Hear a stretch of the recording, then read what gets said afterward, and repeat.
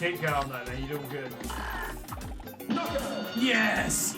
Dude, you punched the fuck out of dude! that, man. Holy fucking shit! So good. Yo, Captain Pear. I didn't know what was going on, Shit, man. Fucking got him. Fucking got him, dude. Holy shit. Dude, good game. Fucking good game. Are you ready? I knew it!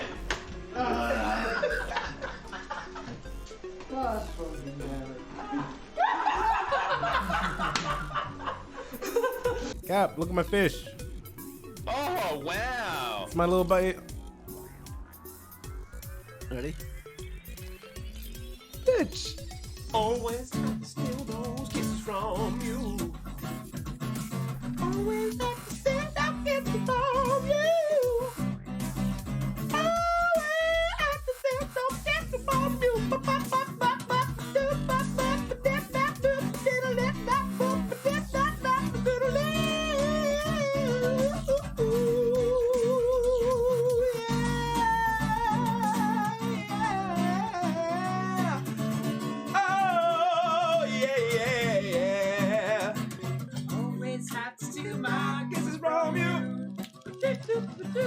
Always have to steal my kisses from you.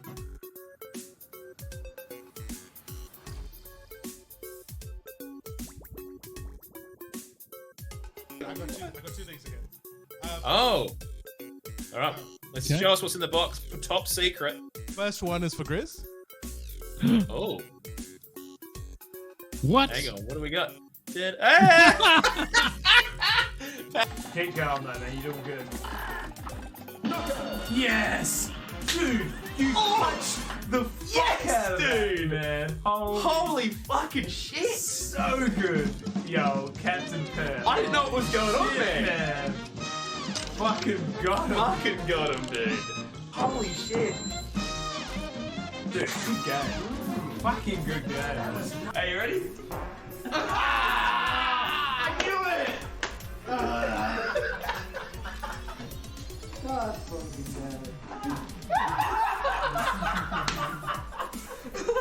Cap, look at my fish.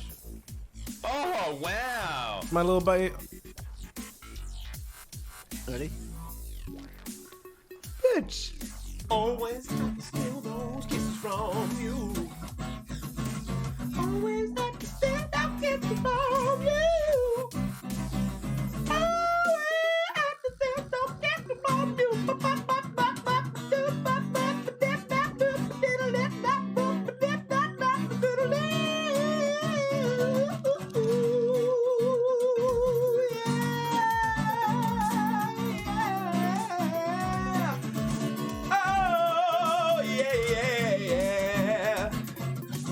have to steal those kisses from you. Always have to steal my kisses from you.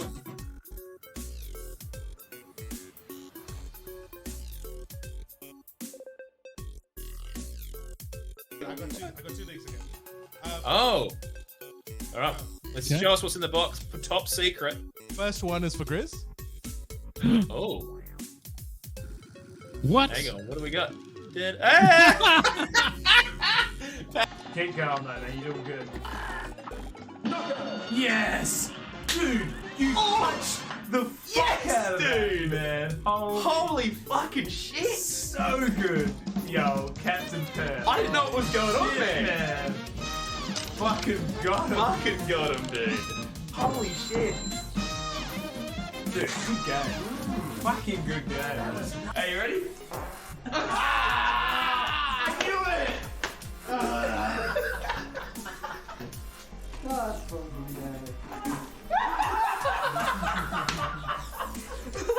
Cap, look at my fish. Oh, wow. It's my little bite. Ready? Bitch. Always have to steal those kisses from you. Always. Hello. Hi! How we doing? G'day! Welcome to the stream. Team. Okay. You freaking legends. Yeah, we How's it definitely going? need more highlights. We'll work on that maybe for next time. We've been a bit pressed for time over the last few weeks. I'm not going to Have- commit. I'm not going to commit to next time. That's all right. Have I'll these try and scenes- find some. Beautiful. Yeah. Oh, dude, what the fuck? Yeah. They look so good, man. Sick. We're growing. We're getting there. Dude. Hey, g'day, Sooks. How are you, mate? Bonjour, dickheads. Bonjour, dickheads. Runtosaurus ranks, spoiler alert, Rice, Anonymous, Eric. Who else we got in here? Grizzly Gaming 86. Looking absolutely fresh as. Guys, good to have you in here. Hey, have you seen the Nerds of the West posting a photo of Reese every day? Every Have you day. seen that? I love it. I fucking- It's I'm what I living live for for. We're almost Hey, at 100. welcome Are we back, almost at Inferno. 100? By the way, so fellas in chat, let us know how the audio is because I'm trying something a little bit new from last week as well. So if you hear anything kind of shaky, I'll revert it to what we had last week just to be safe. But I think we're going to be all good. Think Yeah. you're good? No worries, mate. Grizzly, you okay for us to start? Absolutely, mate. Yeah. Stuck into it. Well, let's fucking get stuck into it. How does it work these days? Do we have the theme music and shit still? So we will, but not tonight. we will. We definitely will get all of that sorted once again, but not tonight. Alright. Yeah. What do you do? Do you add it in post or something?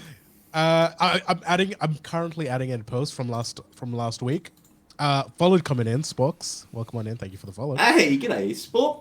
G'day, Spock. Yeah, I've been adding it in post, but I just need to populate the clip. I need to shorten it down. Should we chuck the follower alert on your right, Pav? In the blank space? It should be. It should go on the blank. It appeared over me. It blocks my amazing, handsome fucking face, mate. All right? I know what you're trying to do here. It should be. It should be going in the middle. It Noob! looks fancy. How fucking dare you? Hey, Pav, does this mean that the chat will come up on the vodcast on Spotify? It'll be on the vodcast on Spotify. Oh, see, that's Yeah. dude. Yes, lad. We got it there. That's it. Small improvements Yeah, every yeah. week, boys. Small improvements every week. Aussie noob. Hey, g'day, Fantastic Dan. as well. Holy shit. We got all the fucking Hey, legends legends. covered in. Good to have you guys here, eh? Thank you for getting here bright and early. It's awesome. We got some real hot topics tonight. Yeah. Controversial. You want some topics of the hotness? Whew. You're in for a treat tonight. You do it. God damn, they're freaking fucking, I don't know. They're real hot. Spicy. They're like Yeah. spicy peppers, mate. Some That's what fucking they are. ghost pepper shit. Alright, whenever you're ready, Alright. Pavlich. I'll do a countdown from 6. I'll do a countdown from 3. Wait, Yeah. isn't this Sukai's job? I thought this is what Sukai's Oh, paying right. us for. Oh, yeah. Dude, yeah. Suga Thanks, can do it. Cage. I've been working on that one for a while, mate. And then that silence I can fit in the intro as well. So, Suga, I can't do your countdown from whatever number you so please. Yep. Oh, don't tell him that he'll start at 100. No, don't do that. You're retired. He's Okay. retired. All right, Pav, you're doing it. Off you go. Wait, there we go. Scenes, Pav. In 5, 4, 3.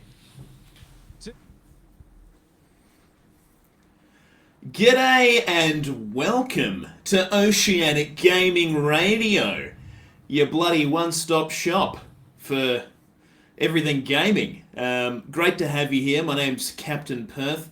I'm one of your illustrious hosts, and alongside me is my good friend, the Big Timbo Grizzly Gaming 86, aka the man who can't catch COVID.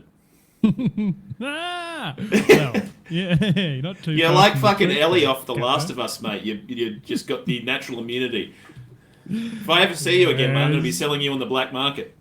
I think I saw Eric write something there saying that they're going to get my blood and put it into tubes for the next COVID vaccine, Cap. Well, I hope that doesn't fucking happen, mate, because, well, I think you're going to be a bit cooked if that's the case. There's not going to be enough for you to go around. But Grizz, how you been, mate? What's the go, my fam? All right, well, let me fill you in, Cap. So I think, pretty sure, dude, last episode we had my wife literally tested positive the day before. So Yes. so a bit of an update for people and for people at home is I've got 3 kids, 3 daughters, and we all tested negative all week, every day, negative, negative, negative. Went to go send them to school this morning, negative, and then all 3 of them came down with symptoms during the day and came home and all tested positive. So I've now got my youngest daughter, actually, if I have to go very quickly today, I apologise. She's running a real high fever at the old, 30-something?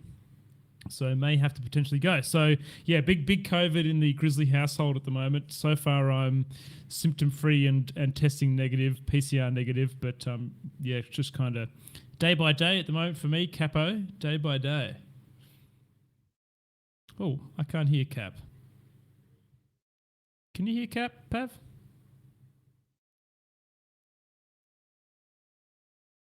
Sorry, I just realised I had my microphone on mute. Cool guy.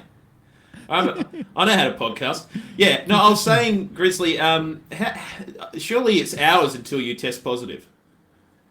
I don't know how. How can you not test positive? There's like 3 confirmed cases in your household, all of which, you know, you know, like your close family contacts. You know, how does it not happen? I don't get it. I don't understand the mechanics of this. Apparently, you can go between 4 and 14 days before you start showing symptoms. Man, that's crazy, isn't it? Unbelievable. Absolutely crazy. So yeah, dude, I'm pretty much going to opt to try to work from home now until, I mean, it's just hard enough, like having young children with temperatures and not feeling well, all hands on deck. But I spent this whole week, you know, obviously my wife was in ISO, so she couldn't do the school drop and stuff, Cap, so I was doing school drop and then... You must have been a busy freaking boy the last few days, mate. Yeah. Holy Tell shit. you what, man, it sucks not having a wife. Give you that one, Capo. She does a lot in the day. Dude, yeah, absolutely. Shout out to all the wives out there just being freaking legends. Well, yeah, that fucking sucks, Grizz, and I hope that all the fam recovers well and you guys get through it safely. Yeah. What about you? What about you, Capo? What's happening with you, mate? What's updates? Well, not an awful lot, mate. What did I do on the weekend? I had a whiskey night on Saturday night. Got very, very, very pissed. We drank a lot of whiskey. You didn't tell me about this. What selections of whiskey are we talking here, Capo? So all of us brought a bottle, and I brought a bottle called Amrut, which is like an Indian whiskey that was like 3rd best whiskey in the world of like probably 2017 or something like that, and it's a fucking ripper. Just perfectly balanced, like my good self. It's all the right notes, again, like my good self. But we had a bunch of other ones. The standout one was a Glenfiddich that was aged in an IPA barrel. And can I just say, it's probably one of my favourite whiskies I've ever had. Really? Very interesting. Quite unique, How much are we talking per bottle for these bottles of whiskey? Well, man, I don't know what the Amrut goes for, but it's probably pushing $200. I got it as a present for my 30th. Ooh. Yeah, so that one. I think the IPA cask was like 110 or something. So, you know, not super ridiculous out of control prices for that one, but you know, and we had a few other interesting ones. A couple of my mates are on a subscription service to this whiskey club. That you get a whiskey sent out every month or something, and you can opt in or out. And so they've opted into the last couple of months, and they kind of bought their hoard of bits and pieces. How many bottles of whiskey were consumed, Capo? Oh, dude, I think we had. We had a lot. I can't even fucking remember, in all honesty, dude. I was that pissed. I was so maggoted. I do remember there was one whiskey though, and it tasted great on the start, and then as it kind of finished. You know, you had the acidity come through and like the kind of like alcohol burn, and then you kind of it was a Bushmill something or other, and it was like a special wooded Australian oak thing, and it tasted at the end kind of like you know when you walk past a restaurant out the back and it kind of smells like they've just dumped heaps of cleaner in the sewer out the back, and then all the smells just fucking bubble up, and it's just like kind of clean, but also very much not clean. It tasted like that. Yeah, dude, that sounds terrible. Why would you want to drink that, dude? Well, this is the thing, right? They didn't get that taste, whereas I was like, "This is fucked, guys. How are you drinking serious, this?" Dude? Yeah, and I even tried. So I was like, "Oh, maybe it's my glass." So I tried a different glass. One with ice, one without, and I was like, "There's something wrong with this whiskey, boys. What the fuck? How are you guys?" And they're like, "This is the best whiskey I've ever had." And I'm like, "Mate, it literally tastes like a fucking drain." okay, an example of this is there's a herb that some people coriander. An example of this is coriander. Coriander, prime example. For some people, coriander tastes like soap, right? And to some people, it tastes delicious, like coriander, like me. Yeah, we had this discussion on the night, very pissed, mind you, but we decided that it must have been one of those kinds of things where I've managed to get this like Garbo drain cleaner fucking taste out of it. And Was it actually real foul? Was it, Cap? Like, dude, for me, it was. It was to the point where I couldn't drink it. It was almost like bleach that had been swilled around in the back drain and just like poured in a glass. Honestly, it tasted horrible, and it was more kind of like the aromatics of it, less so the taste. So once it started to kind of like settle after you'd drank it, you kind of got like all the mouthfeel stuff and like the aromatics, and then I was just like, oh god. Finished it though. Don't you worry about that. Still finished my drink. Still got alcohol in it, right? Exactly right. But other than that, mate, didn't do an awful lot. I slept most of the day on Sunday. We had our 20-week scan for the baby on Saturday morning, which was really freaking cool. So I think I've seen you post a picture. You Yes, can I see did. the 5 fingers, so that's pretty cool. Cap? Yep. So, everything looking all really good. All the vitals, all that kind of shit. You know, everything's growing well. Is he going to be? Yeah. Do you know? Because they have give you a percentile usually on how long and all that kind of stuff. Is he looking to be a tall little fella yet? Or Yeah. So all the deets were sort of saying upper 50th percentile, but the thing is, like between 0 to 20 weeks, you're kind of in this like curve. Like if you imagine like a exponential curve, you're kind of in the first little bit of the curve, and then you hit about 20 weeks, and then the baby starts really fucking growing, and that's when you have that deviation. Right. So I think we still got a little bit to go, but we're definitely resting in the upper 50th kind of percentile. So it might be a big fucking baby. Sorry, Mia. Yeah. In saying that, those of you at home that don't know, Cap is what are you? You're 6 foot or something? Yeah, 6'1". 6'1". Big tall. Which isn't human. huge, but I'm also quite large on top of that. You got thighs of fucking. Yeah. I don't know. Thighs of something doom. big. Yeah. But my brother's really big. Like he's probably 6'4" or something like that. So, he's a big boy. Mum had 2 C-sections with us, and we were just fucking absolute behemoth children. I think me and Jordan were almost like 10 pound each, which is just out of control. Really? Yeah, Well, Ada was 9.5 pound. I'm pretty sure we had. That's pretty fucking babies big, too. man. Yeah. That's fucking troubles, big. mate. Yeah. So who knows what will happen with this child, but I'm sure it's going to be a big one. But so that was Sorry, our weekend. Cap, I just need to read something out of the chat there real quick. Dan Fan says, "Does it have a beard already?" I don't know if hair follicles get picked up in the ultrasound, so we couldn't accurately identify any beard follicles, but there was an aberration around the chin, which I believe might have been some kind of beard fuzz. And that's just my scientific kind of approach to understanding what was happening in that moment. But to be honest, it was quite funny because the baby was being a real bastard. He wouldn't so you spend all this money on this special 3D ultrasound, and then they just kind of hide in the corner of the uterus, not looking at the camera, and you like, come on, mate, we've just spent fucking $400. Can you fucking maybe just smile for the camera, please? Quite funny. But yeah. So anyways, Chris, let's fucking jump in because our run sheet is just insane. But to begin, I would just like to start by thanking all of our wonderful Patreons. You freaking legends. They are and include the following: Sukai, Moosey, Ho and Honey, Bogues, Caging Runt, and Sergeant Paul. Every single freaking one of you. Appreciate you. Thanks for helping support this podcast and keeping it freaking ticking along. All right? Appreciate you. Big freaking hearts out there, fam.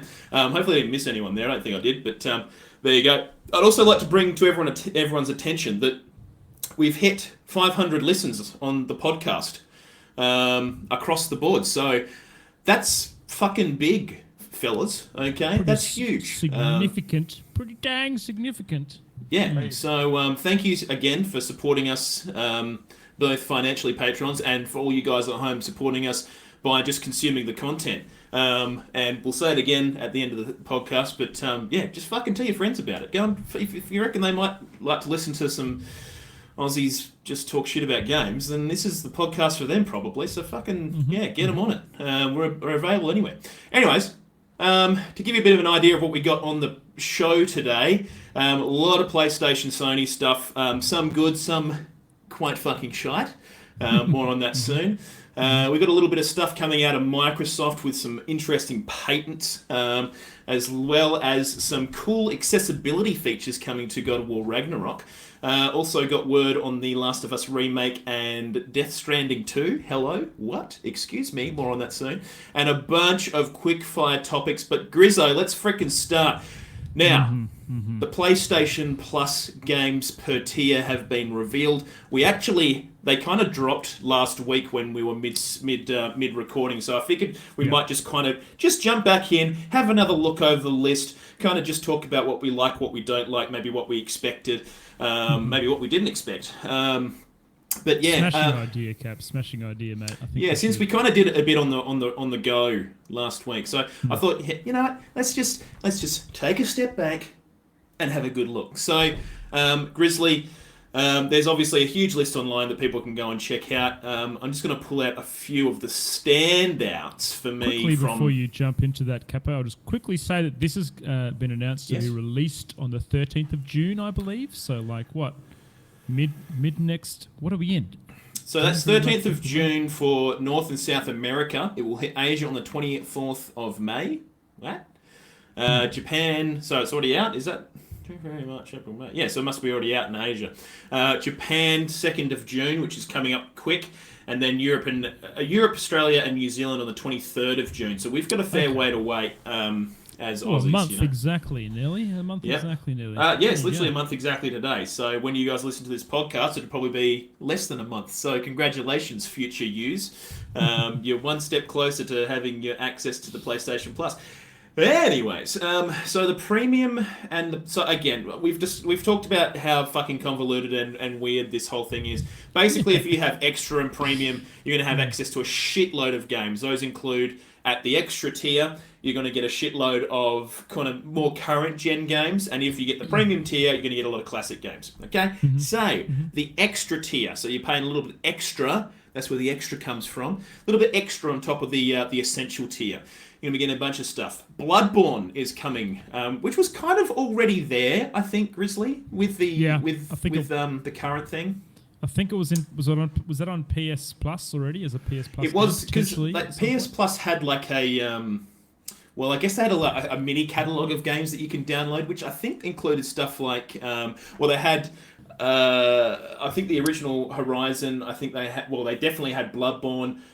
Days Gone was on there. I don't know if they had God of War, but they might have. Don't quote me on that. But they did have a small sub-selection of games. So now they're obviously really opening this one up, though. Aussie Noob has said that you got Bloodborne if you bought a PS5.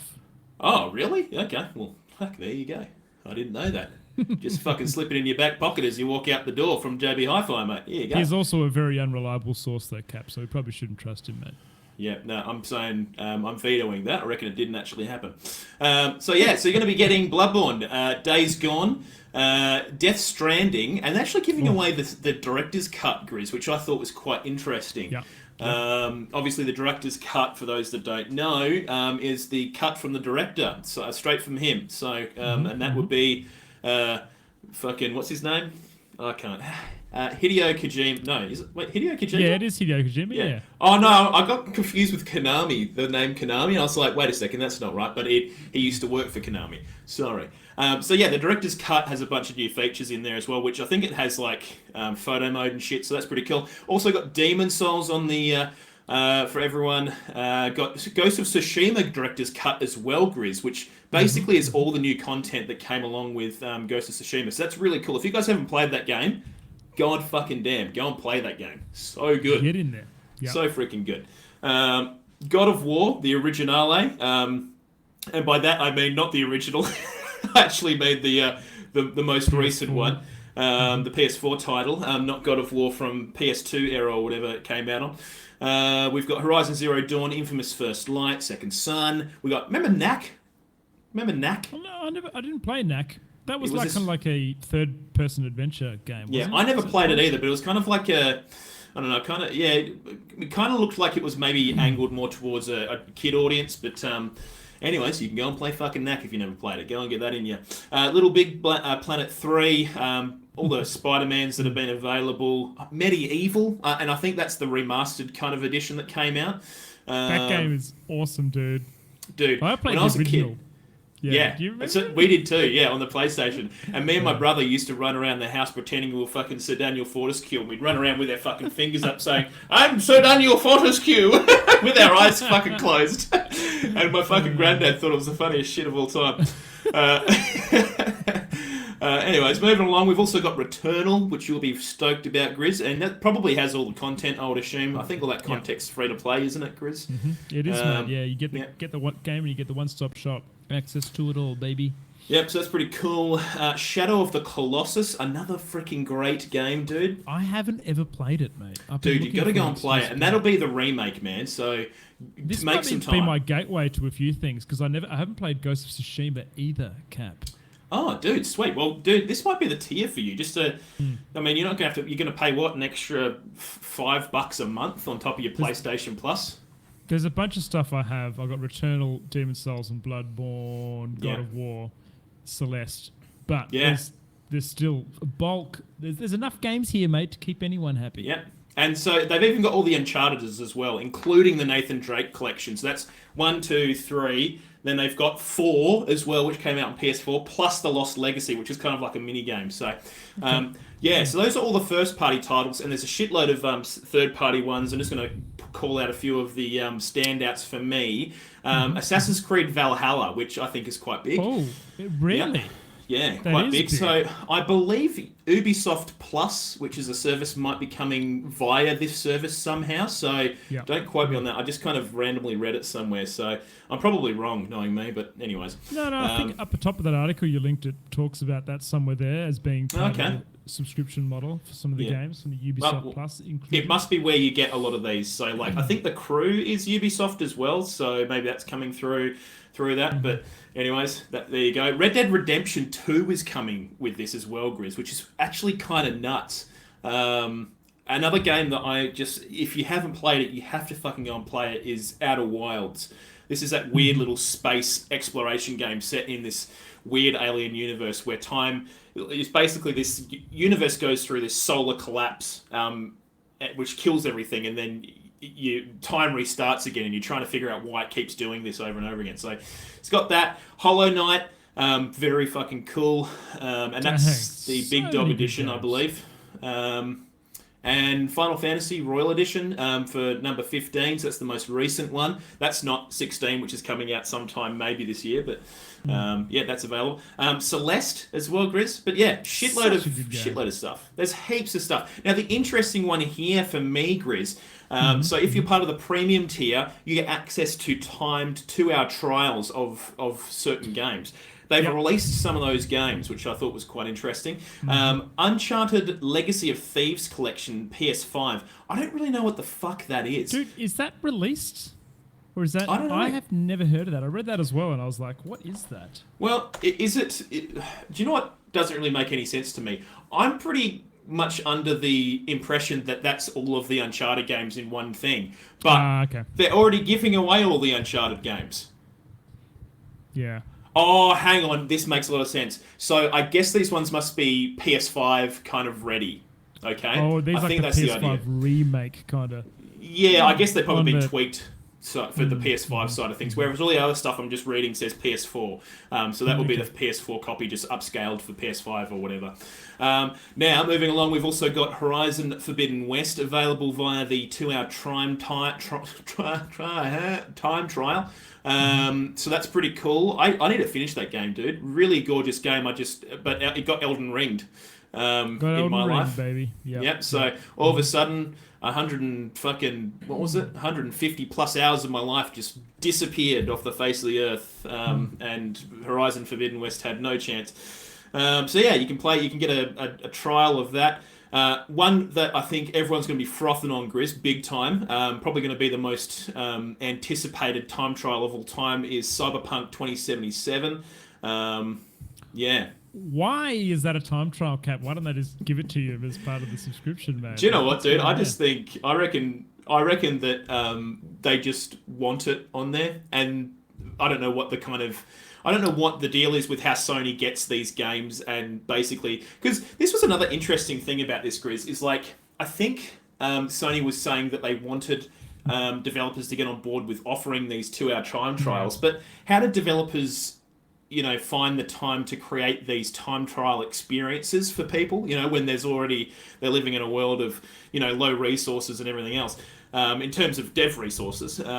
But anyways, there's another conversation. Let me tell you something here, Cap. When you get games like Demon Souls and God of War and Ghost of Tsushima and Horizon Straight Zero off the Dawn, bat.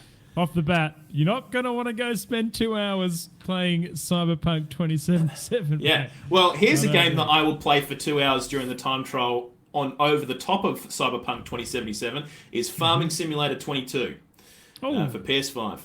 That's probably something I would much rather play. So that's available as well. Tiny Tina's Wonderlands, which apparently is pretty good from what I hear. Just another Borderlands game. I was actually going to suggest we play that. It's like D&D Borderlands. Yeah, Like it seems the like... character creation tool is like nuts in depth. Really? Okay. Yes, in terms of like stat roll, everything from stat rolls to the appearance and everything in between, similar to the way D&D is. Yeah, okay. Well, maybe we'll have to give that a crack, mate. That sounds pretty cool. But, maybe we play it for 2 hours, Grizz. Good idea, mate. Good idea. We'll play it for 2 hours and never touch it again like we normally do with our games. And then we've also got the WWE. I thought I'd point one thing out here. There is a statement in that article that reads like this. PlayStation are not going to be releasing any new first-party games into the subscription model. So the new Ragnarok and things like that. That doesn't surprise me. Which they've always said that they're going to do this. And I think, this is good. But will they come eventually? Like, what is the time frame? I would assume that, they will probably... Because, look, I'm assuming that they're going to want to keep this service up to date. I think as things hit a certain age or they've kind of hit a certain milestone within their sales, they'll probably go, okay, let's chuck it onto the subscription service. And they'll probably find that the subscription kind of ebbs and flows with people jumping online and grabbing a higher tiered PlayStation Plus tier to sort of coincide with the game releasing on those services. So I think they'll make their money where they can in terms of selling the actual copies of the game. And then once they're satisfied that they've sold kind of as many copies as they're going to sell, they'll move it on to the PlayStation Plus tiers. We've got an interesting question in the chat here, Cap, that I think it's worth calling out here. So does that mean Xbox still wins the day one on Game Pass situation with most new games?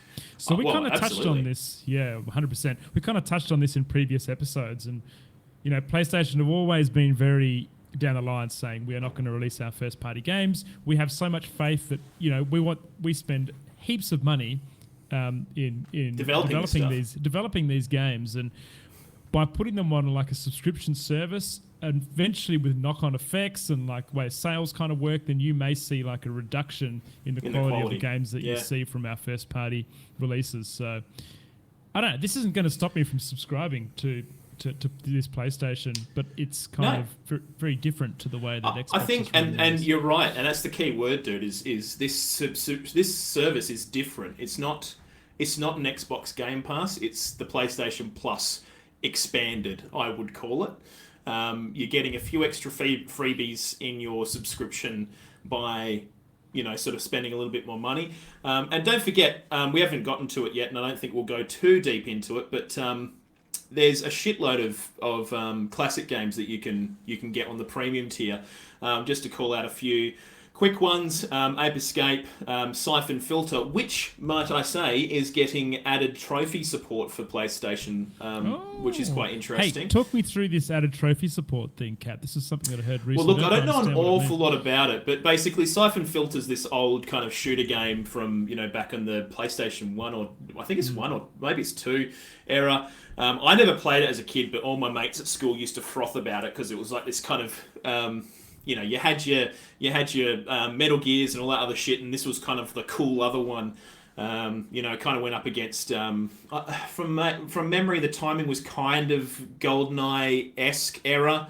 Maybe I'm wrong on that, but all things meld into one when you're a kid. But Basically, yeah, they're adding trophies to Siphon Filter, so I don't know the exact trophies that'll be available in it, but yeah, you'll be able to play through and earn trophies, and I guess get a platinum trophy to complete the game and achieve certain bits and pieces in that game, which is pretty cool. So, and I would assume other classic games will probably come with added trophy support. I think that's what's going to happen, yep. So I'd imagine that a lot of those games that are coming into this subscription model that didn't have a trophy system, now they will be, because, dude, trophy hunting's huge, right? On PlayStation. Absolutely. Some people froth love on that, dude. Not that not my thing, but absolutely, dude. People froth on getting platinums. Like, yeah, it's cool. But How but many yeah, have you got, Cap? Do you have any platinums? I've got no platinums. I don't think Me so, too. anyway. Me too, mate. No, Me zero. too. I start games, play them for about 10 hours, unless they're Elden Ring, and then I play for 150 hours. Cap, you're running across the screen. Am I? Oh, You shit, what the fuck? Wait, what? Okay, for those listening at home, Pav's added some new scenes to the Twitch experience, and apparently there's a pixel version of me running across the screen. I don't know if that's intended, but that's pretty fucking radical. That is sick. I love Very that. fucking cool. So if you're listening at home or in the car and you want to go and check out the Twitch stream and see what we look like, you can do that. But yeah, just a little thing. Anyways, getting back into the story. Yeah, so a couple more classic games that are available at the Ultimate tier. Tekken 2, Worms World Party and Armageddon, Apescape 2, all the Dark Clouds, a bunch of Jak and Daxter games. Wild Arms 3, which I actually wouldn't mind giving a crack. It's basically a JRPG set in the Wild West, which I think sounds fucking radical. And a bunch of other shit, dude. There's heaps in there. If you're interested, go and check it out. You can even go and play the original Demon Souls, not the remake. So if you want to really play something fucking brutal, go and give that a crack. And all the Ratchet and Clank games. So Kamikaze Cracker's going to be frothing about that. But yeah. So there you go. I think that pretty much covers it, Grizz. But I just wanted to go back through that without having to haphazardly kind of read through the list. So, Cap, if you had to pick three off there that you're most excited for across any tier, what would they be, do you think? Oh, to be honest, mate, I think... I'm not entirely sure, to be quite honest. I think... I'm just looking back through it myself. I actually wouldn't mind giving Ashen a crack, which is a Souls-like game that came out a little while ago. Indie developed. If I was going to pick another one, maybe... Is Ashen the range? Is that the... No. I think it's kind of low poly 3D bits and pieces. So that's that one. Look, Ashen, probably Death Stranding. I wouldn't mind giving it a crack at some point. And maybe Days Gone or... I don't know. Maybe, okay, Wild Arms 3 on the Ultimate tier. Okay, boom, done. What about you, mate? For me, I have not played The Last of Us 1 or 2. Oh, so, dude. Well, yeah. Keep listening. More news on that soon. Yeah, you might get something even better. And Ghost of Tsushima Director's Cut. I hear that. Oh, dude, absolutely. Cool. I tell you what, man, cinematically, that game is just out of control. They do a really good job of minimizing your heads-up display, so like everything just looks just like you're in a movie cutscene virtually all the time. And they do this really cool thing with, when you've got to go to your next quest objective or whatever, and you look at the mini-map where you've got this big fucking blinking arrow on the top of your screen or something. They do this cool thing where you click a button and the wind kind of wrestles up all the leaves and blows in certain directions and sort of guides you. But it's not ridiculous. It doesn't look like, it doesn't look stupid. It really blends in nicely with this fairly photorealistic world, which is, it's amazing, dude. You're gonna give it a go, mate. Play it on stream, mate. I think you really like it. It's really good.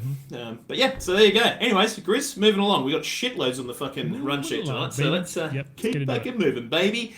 Silent Hill is reportedly coming back with multiple new games, Grizzly. About fucking time, hey, Capo? When was the last Silent Hill release, mate? It was quite a long time ago, and the last thing that was supposedly in development was when Kojima was still working for Konami, and he was developing PT, which was that scary game or demo that came out on PS4 once upon a time, and people are selling their PS4s for fucking millions of dollars because they have copies of PT on them still. They basically gave this demo out on the App Store on Sony, I think. I'm pretty sure it was Wait, PlayStation. did the full game ever come out? Or what? No, it never did because Konami kicked Kojima out because I think there was a bit of shit going on with you know, how expensive he was, and they were moving towards gotcha gaming and other kind of weird shit. And so they decided to maybe move away from their AAA game development. And so PT got pulled off the App Store, and supposedly PT was supposed to be the next iteration of the Silent Hill series. But it never went saw the light of day. And Norman Reedus was supposed to star in it.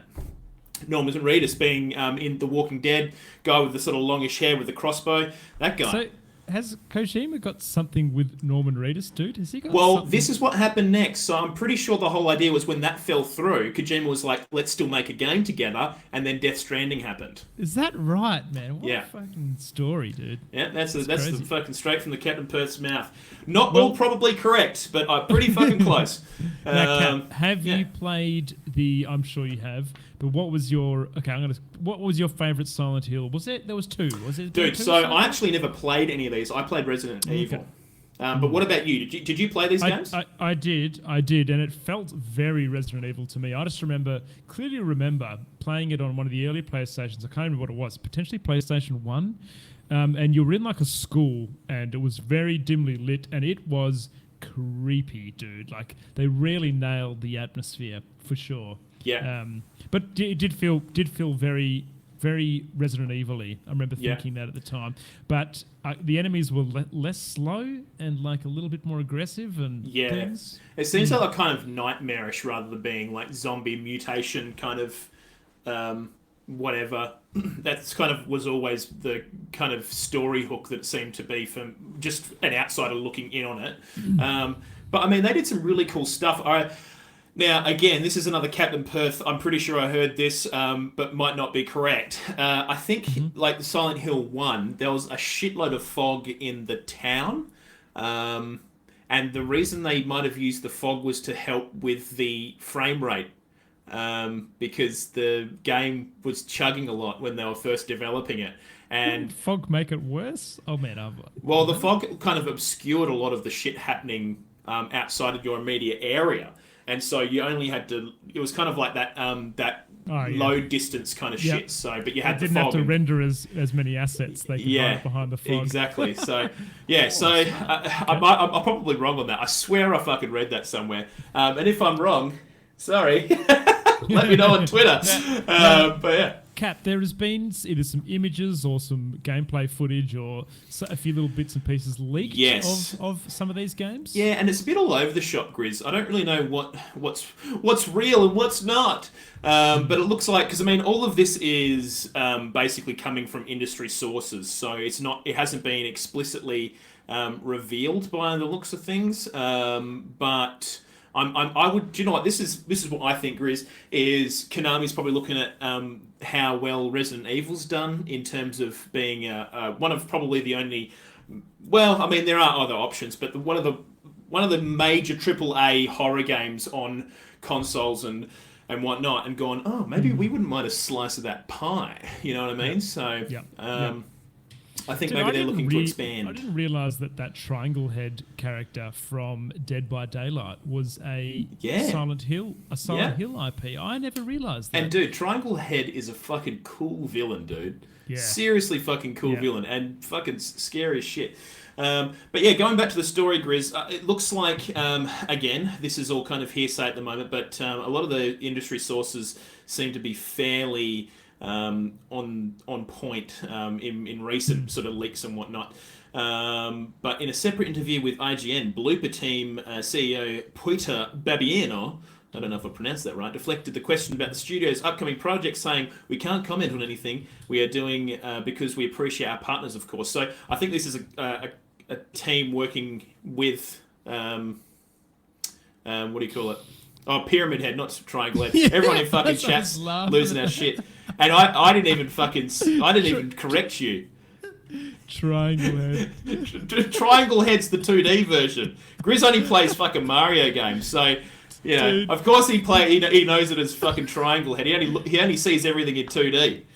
The game was designed on PlayStation 1, all right? So it was fucking triangles. Sure. But yeah, going back to this, basically, it looks like no one really knows exactly what's in development, but people are suggesting it could be a new game and a bunch of remakes. But whatever it is, it seems like there's a lot of stuff going on.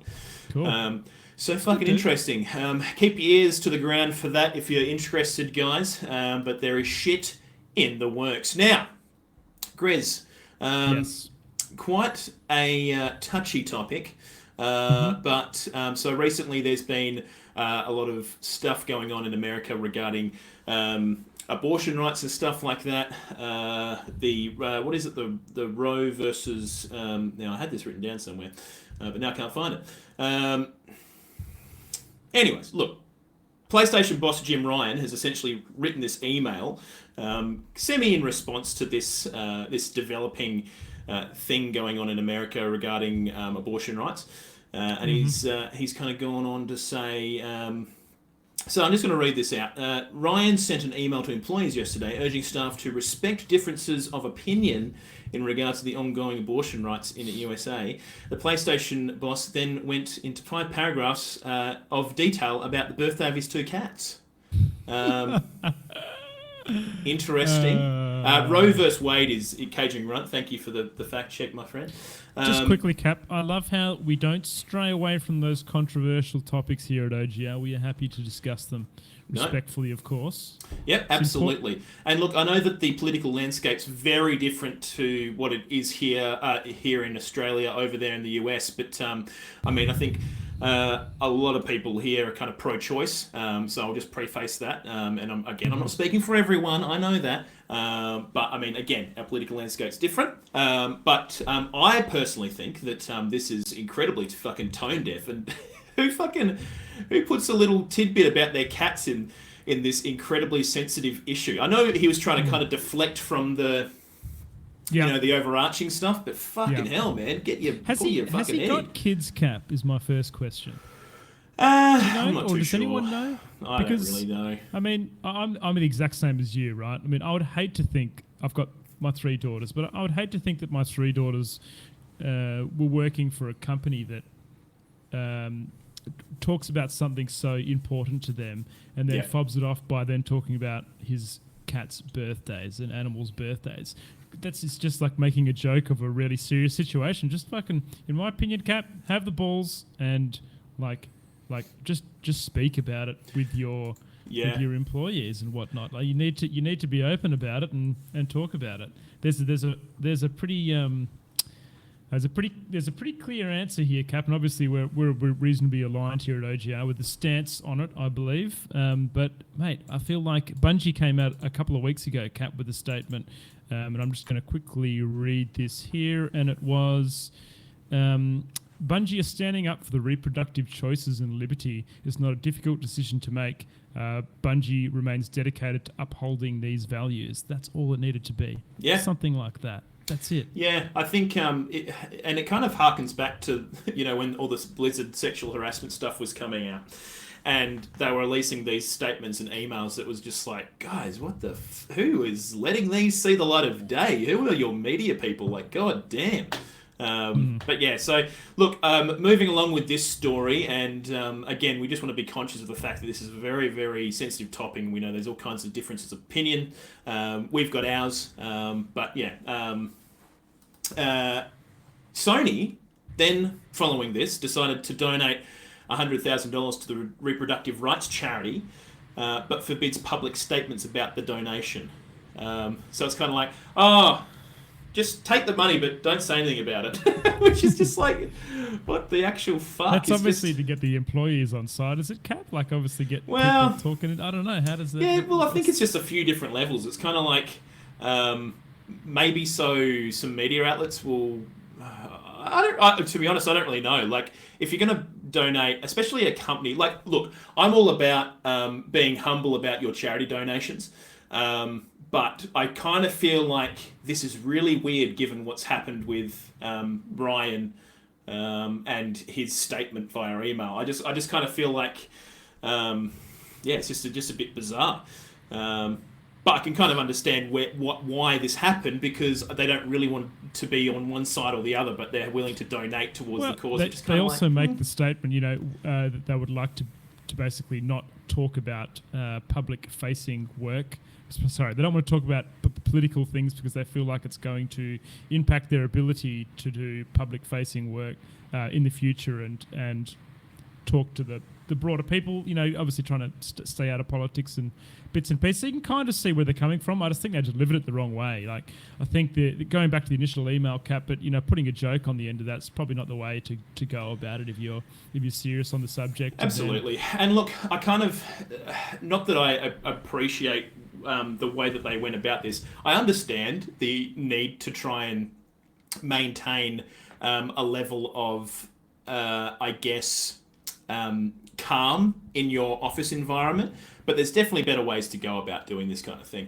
But yeah, look, moving along with this one as well, Grizz, sort of in reaction to this, Bungie, who have been bought out by Sony and are sort of helping Sony sort of reach their games as a service goal. As you mentioned, they had a statement earlier in the week, and they actually followed up with another statement, more sort of in line with what sort of Jim, what is his name, Ryan? Was it a bit of backtracking? Was it Capo? A bit of backtracking? Or? Not from Bungie. In fact, they kind of enforced their view, because obviously they're kind of co-owned by Sony now, which but basically part of this was also in their announcement was in relation to an anti-terrorism kind of statement about the recent happenings at I'm trying to remember the exact name of the place. There was a shooting in America. Buffalo. A bunch of people were killed, unfortunately. And that's sort of saying that we want to create a place where we're happy to hopefully prevent future tragedies in here and kind of help in that sort of sense in the future. But they also sort of went on to say, now I'm just going to sort of go a little bit further down. There will never be a muzzle big enough to stop us from standing up for what's right. And I think that's basically completely targeting their parent company, Sony, who are refusing to really say much about the big issues, which is really interesting. I think Bungie have got the biggest fucking nuts to be able to say that about the people who own them. But yeah, fucking props to Bungie for just actually saying something and not kind of saying one thing or the other, or not saying either, just being fence sitters. Or joking about their cats when they are trying to make a serious statement, Cap. Yep. Yeah, absolutely. But yeah, anyways, moving along. Grizz, that'll wrap up that one. Look, we support everyone's opinion, but yeah, we'll see what fucking happens. See what happens, baby. All right, so the next story on the OGR. Microsoft has recently has a patent application outstanding that may allow disc owners to access digital games, which I think is quite interesting, Grizz. Something I've been wondering about for ages, how they could maybe make this work. You know what pisses me off, Cap?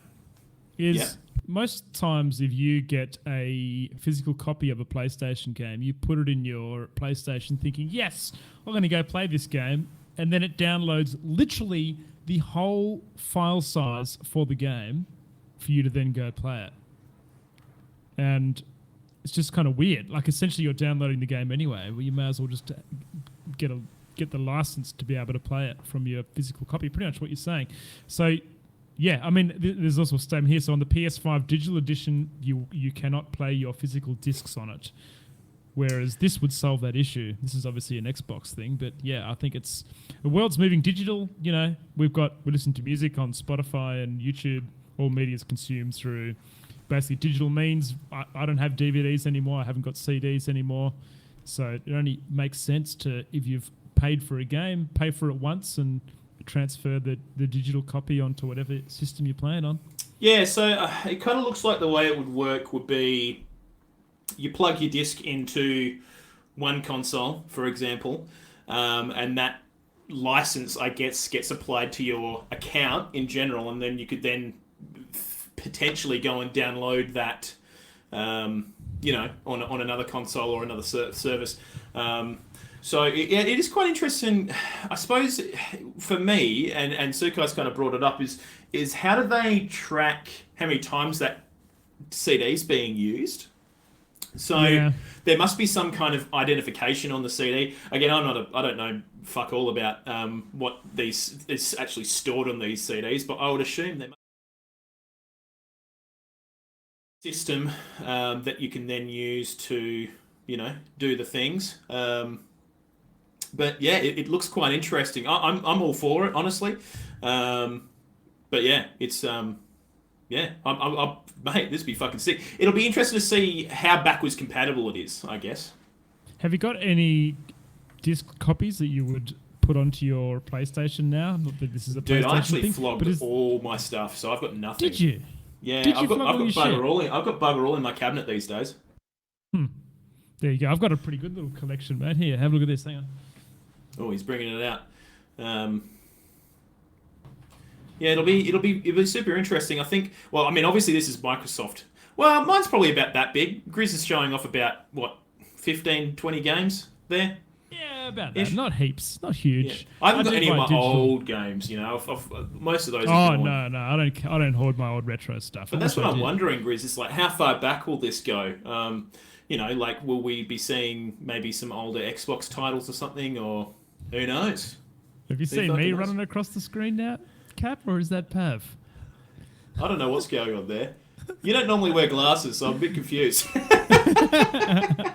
I was for a little while. Maybe Yeah. it's just some random. Again, for those at home and went like, what the fuck are they talking about? Grizz keeps bringing up the new scenes we've got in Twitch. Love it, mate. Yeah. Love it. But yeah, so quite interesting, Grizz. I think, obviously it's only a patent, so it's kind of, an early, offering of what they think might work, and they're kind of just trying to, essentially, grab the market, and patent an idea for themselves so they can be the only ones to use it, I guess. But yeah, it'll be interesting to see how they go ahead and make this work, and whether we have it on our Xboxes soon. Not that I own an Xbox, but people's Xboxes soon. So there you go. Yeah. Well, that's that one. Very cool. Grizz, accessibility. We've spoken about it on this podcast plenty of times, my good sir. We have. Now, God of Many War heated Ragnarok. debates. Oh, big time. Yeah. Dude, reading this God of War Ragnarok, all these accessibility features that come, we covered a very similar story about the accessibility features in the new Horizon game in a similar light. So just a huge amount of basically accessibility features to allow everybody and anybody to play the game the way that they would like to. Yeah. And I'm pretty excited about it. I think it's a good thing. Absolutely. There's some there that I'm going to use, definitely. Yep. And then let's go through a few of these features, Grizz, because I think they're doing some really fucking rad shit, and they're actually adding some of this stuff backwards to the God of War PC version, which is that pretty right? freaking cool. Okay. Yeah, so it looks like they're going to be adding a bunch of kind of like auto/toggle things, so you can choose like your aim style, your block style, your sprinting options. You can sort of choose whether you want them to be hold down or a toggle option, which is really fucking cool. Also, your reticle, they're doing some stuff to change with whether that is always on or whether it kind of moves away to sort of help reduce motion sickness, according to the article from the PlayStation blog. But they've got a bunch of other stuff coming exclusively just to God of War Ragnarok. Now, there's a heap of stuff going on with their subtitles and captions, which I think is really cool. And stuff that I probably can see myself using, because I'm a big fan of having captions on during gameplay.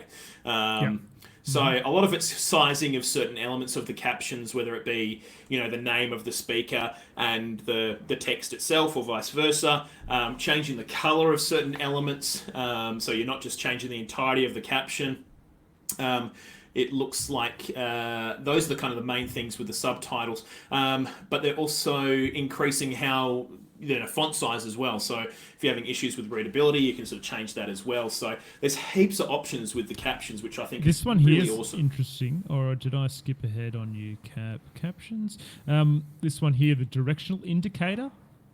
Yes. So, critical gameplay sounds now have an optional direction indicator. So this is something they have in Fortnite as well. Which, Oh, cool. yeah, so like if you don't have a good pair of 3D headsets, the cheat is that you put on this directional sound and it can show where footsteps are, bits and pieces like that. But for someone that's obviously got hard on hearing or has hearing issues, being able to have that directional sound still gives you, those important little insights into the game.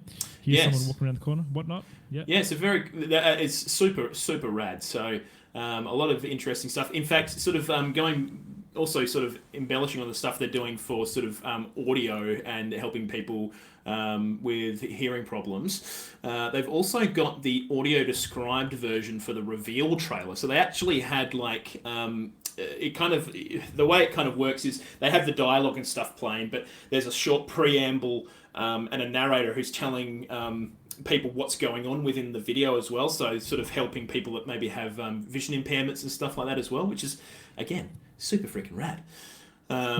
So yeah, but it also helps with screen readers as well. So if you were watching the trailer or listening to the trailer, you could then have a screen reader sort of read the text that's coming up in the subtitles to sort of tell you what's going on in the trailer, which I thought was really freaking cool.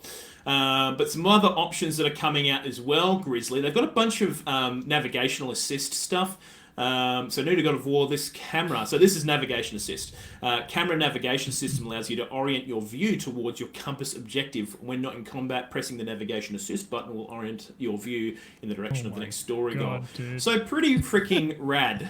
There's all kinds of stuff. Hold that down and hold forward, so I just keep moving towards my objectives. Yeah, absolutely, dude.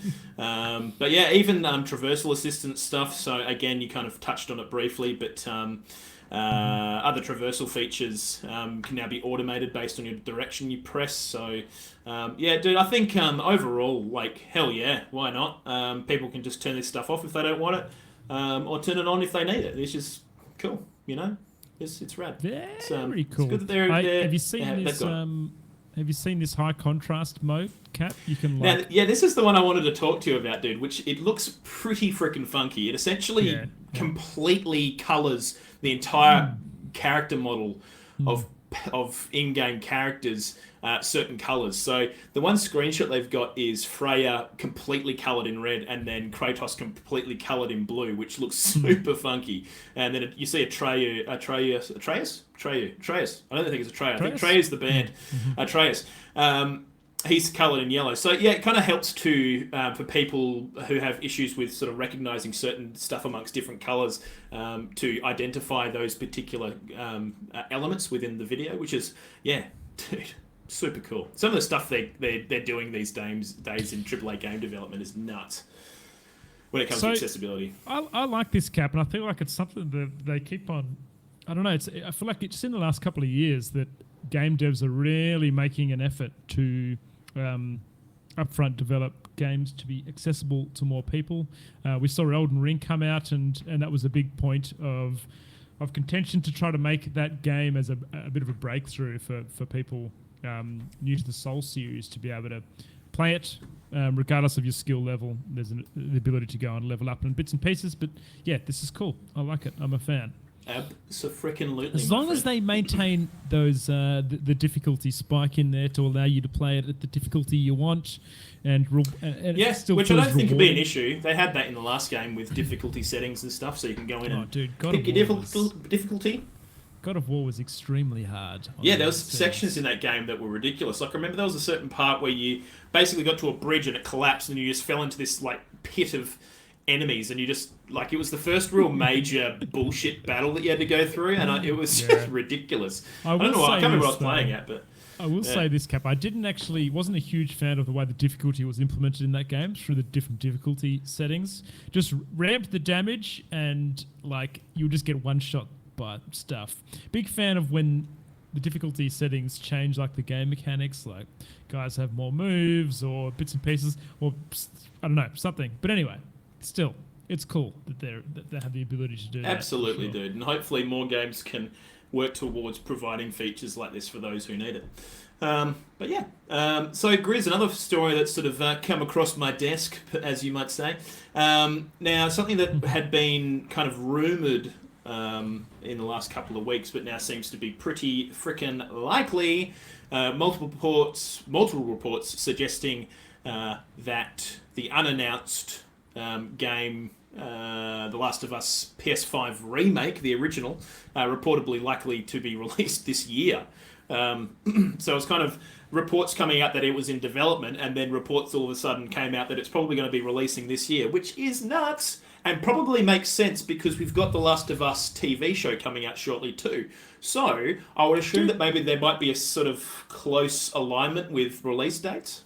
Cap, I haven't played The Last of Us yet, but I've seen footage of it. It doesn't look. It looks pretty good, doesn't it? And it's interesting, Grizz, because like I feel like remakes, like the distance between a game coming out and a remake is getting shorter and shorter and shorter. What was the year of The Last of Us? When was that released? Don't know. But here's the next report I've got, Grizz. Elden Ring remake coming end of this year. Oh my! Before the DLC.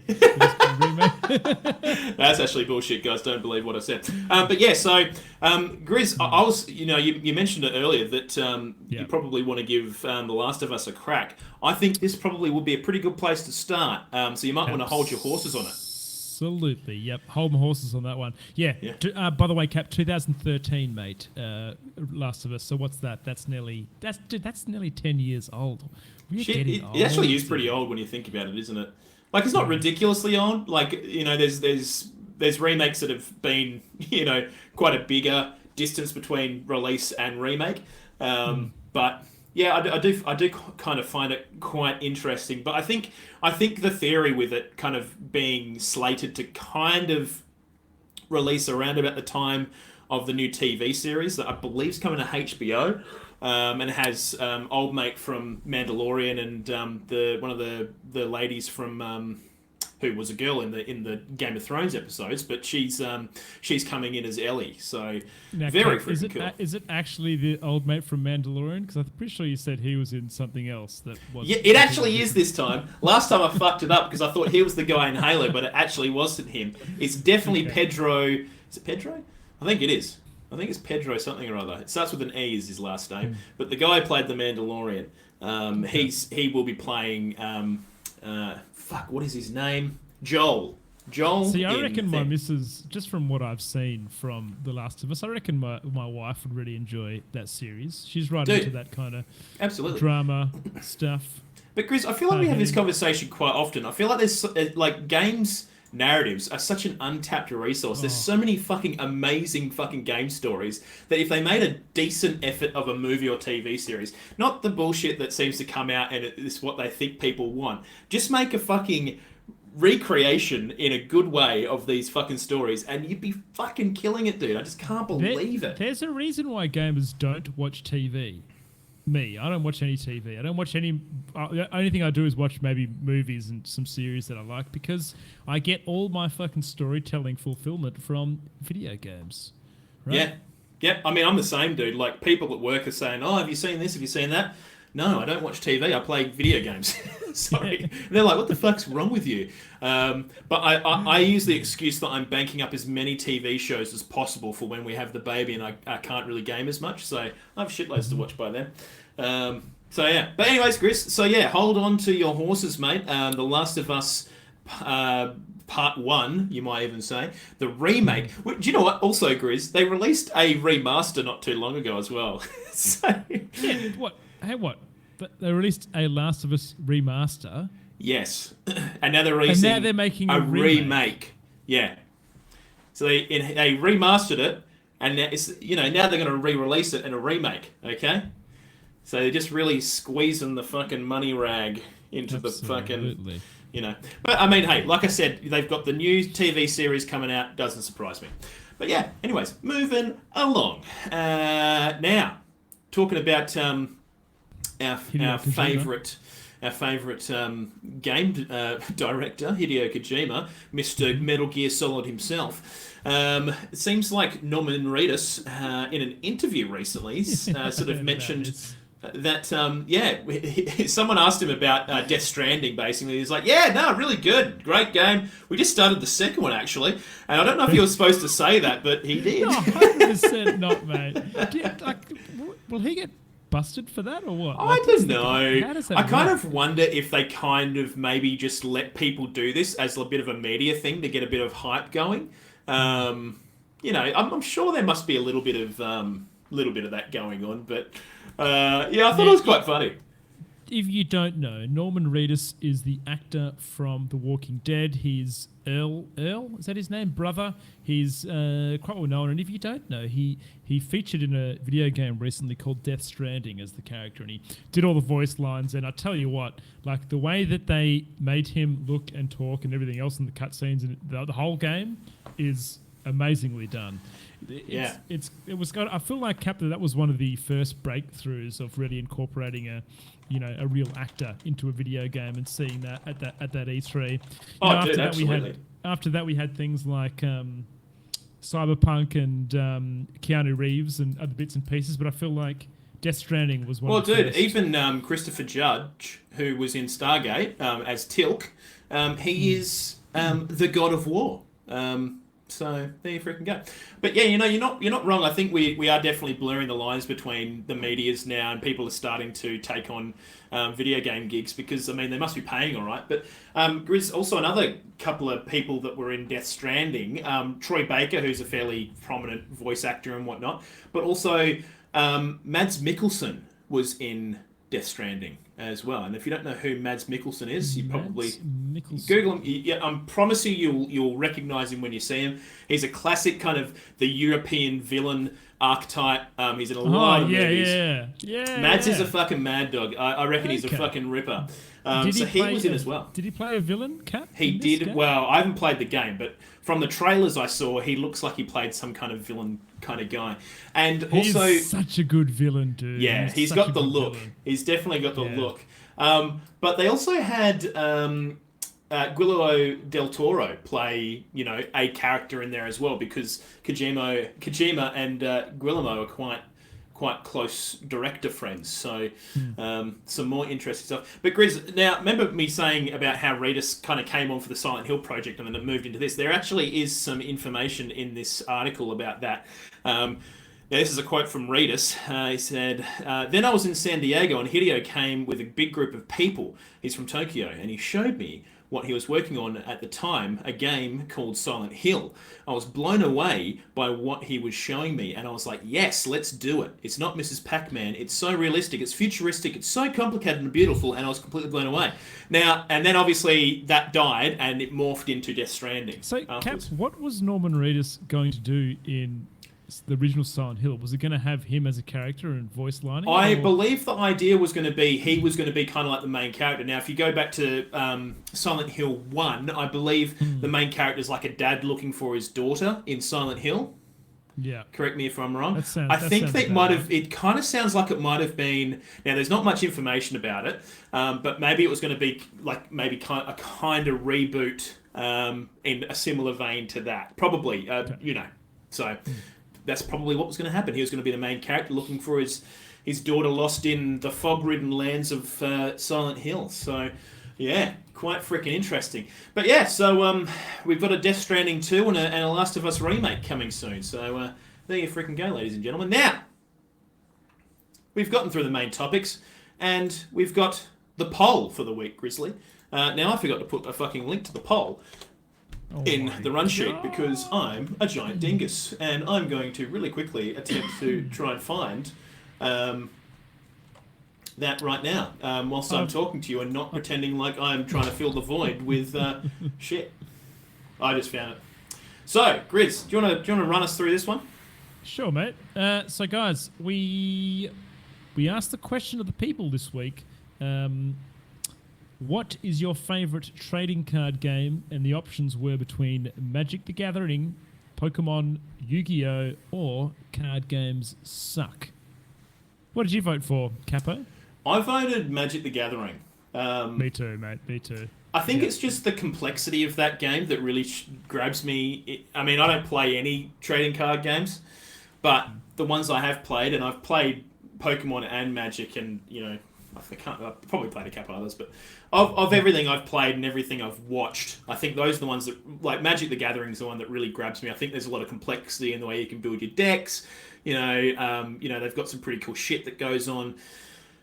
Yeah, I think that's just the one I went for. What about you? It also has a really nice digital platform as well, Magic Arena, and there's a few other different games that you can play. But dude, I feel like the actual trading aspect of it is super popular in Pokemon. I always see on my Twitter feeds and on my TikTok and stuff of people drawing like crazy, I don't know, like Charizard and all these old. And I know that there's a huge market in buying really old, like the original minted Pokemon packs and opening those as well. Yeah. So, what were the results, Cap? Did they surprise you at all, good sir? I don't think I was that surprised. So, 6.7% of you said card games suck. So, there you go. We're a bit of a minority there. 20% of respondents said that they preferred Yu-Gi-Oh! 33.3% said Pokemon, and 40% with Magic the Gathering. I always thought it would be maybe a pretty close game between Pokemon and Magic, and I think it was fairly close. We had 30 people vote in this bad boy. Pav, what did you vote for, mate, out of curiosity?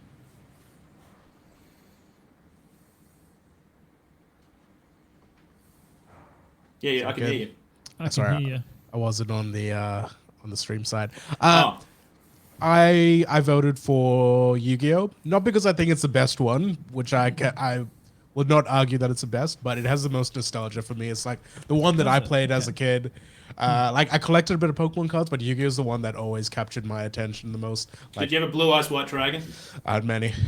Really? No, I collected a lot, dude. Yu-Gi-Oh's sweet. Yu-Gi-Oh's my main collection. Have you still got Yu-Gi-Oh cards now? They're all right here. Oh, damn, boy. What about a Red Eyes Black Dragon? Surely you got one of those. Holy fuck, you got shitloads. Yeah. Holy crap. You do. Have you got any ones that are worth a fair bit of money, Pav? Yu-Gi-Oh cards tend to not really gain a lot of value. Yeah. I think majority of the value is like kind of in competitive. So like the current meta of competitive, if you get a rare card like that, then it's worth a little bit. But I don't know if much that carries value long term with Yu-Gi-Oh. Unfortunately. Brutal. Whereas if you had a Charizard today, you'd probably have like $100,000 in your pocket. Bro, yeah. Yeah. Well, I got a few old school rare, not rare, but old school holos from like base set.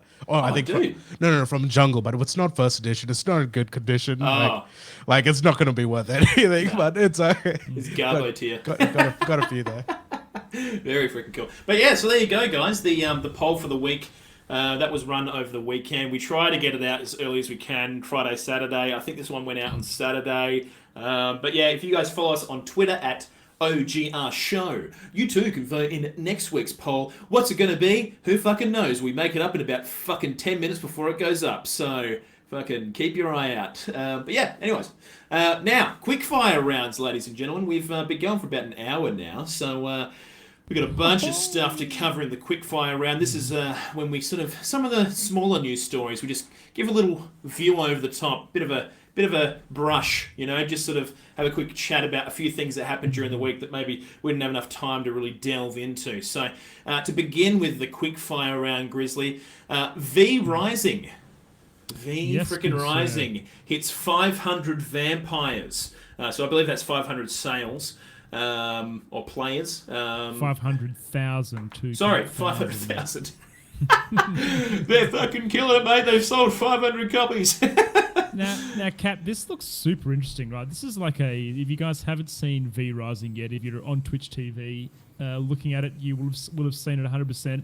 It's essentially like an open world MMO with some survivability features in it. So just quickly here, stick to the shadows during the daytime, or the burning sunlight will take you to ashes. Roam the night and prey on your victims in the darkness. As a vampire, you may quench your thirst for blood while planning your strategies around the day and nighttime cycles. So super interesting take on a survivability, what is it called? What's it called, Kappa? I just said it a second ago. Survival game.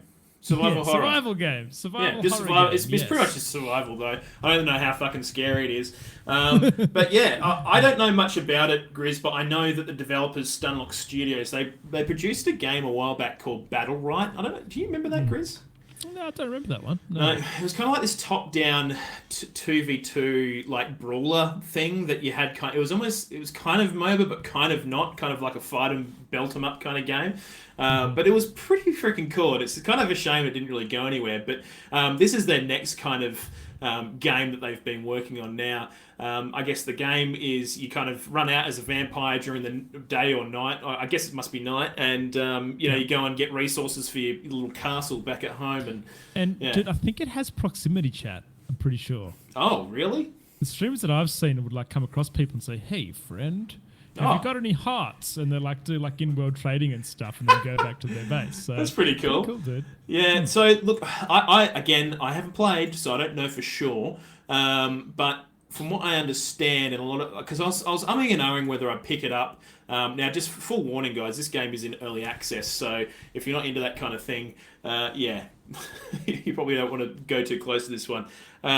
But it kind of looks like you kind of need to no-life the game to really get anywhere because people can invade your base and just fuck it up. And again, this is coming from the Steam review, so I don't know how true this is, but apparently even on PvE servers, which is kind of dog shit. Is that right? Yeah, so I don't know how keen I am. I've got a full-time job. When you're logged out, people can come and clamp your base. Is that it's kind of like Rust. So people can invade your shit. Sick. So that sounds kind of... I mean, yeah, okay, I guess. But dude, it has a lot of reviews. Wow, it does have a lot of reviews, and I think it's fairly positive on Steam from memory. Yeah, absolutely. But yeah, so maybe something, maybe you and I should delve into it. Grizz, I know Sleepy's pretty keen to give it a crack. Add it Pav, to if the you're fucking interested. list, mate. They're piling up. Yeah. Well, that's another problem is too many games and enough time, baby. But yeah, so there you go.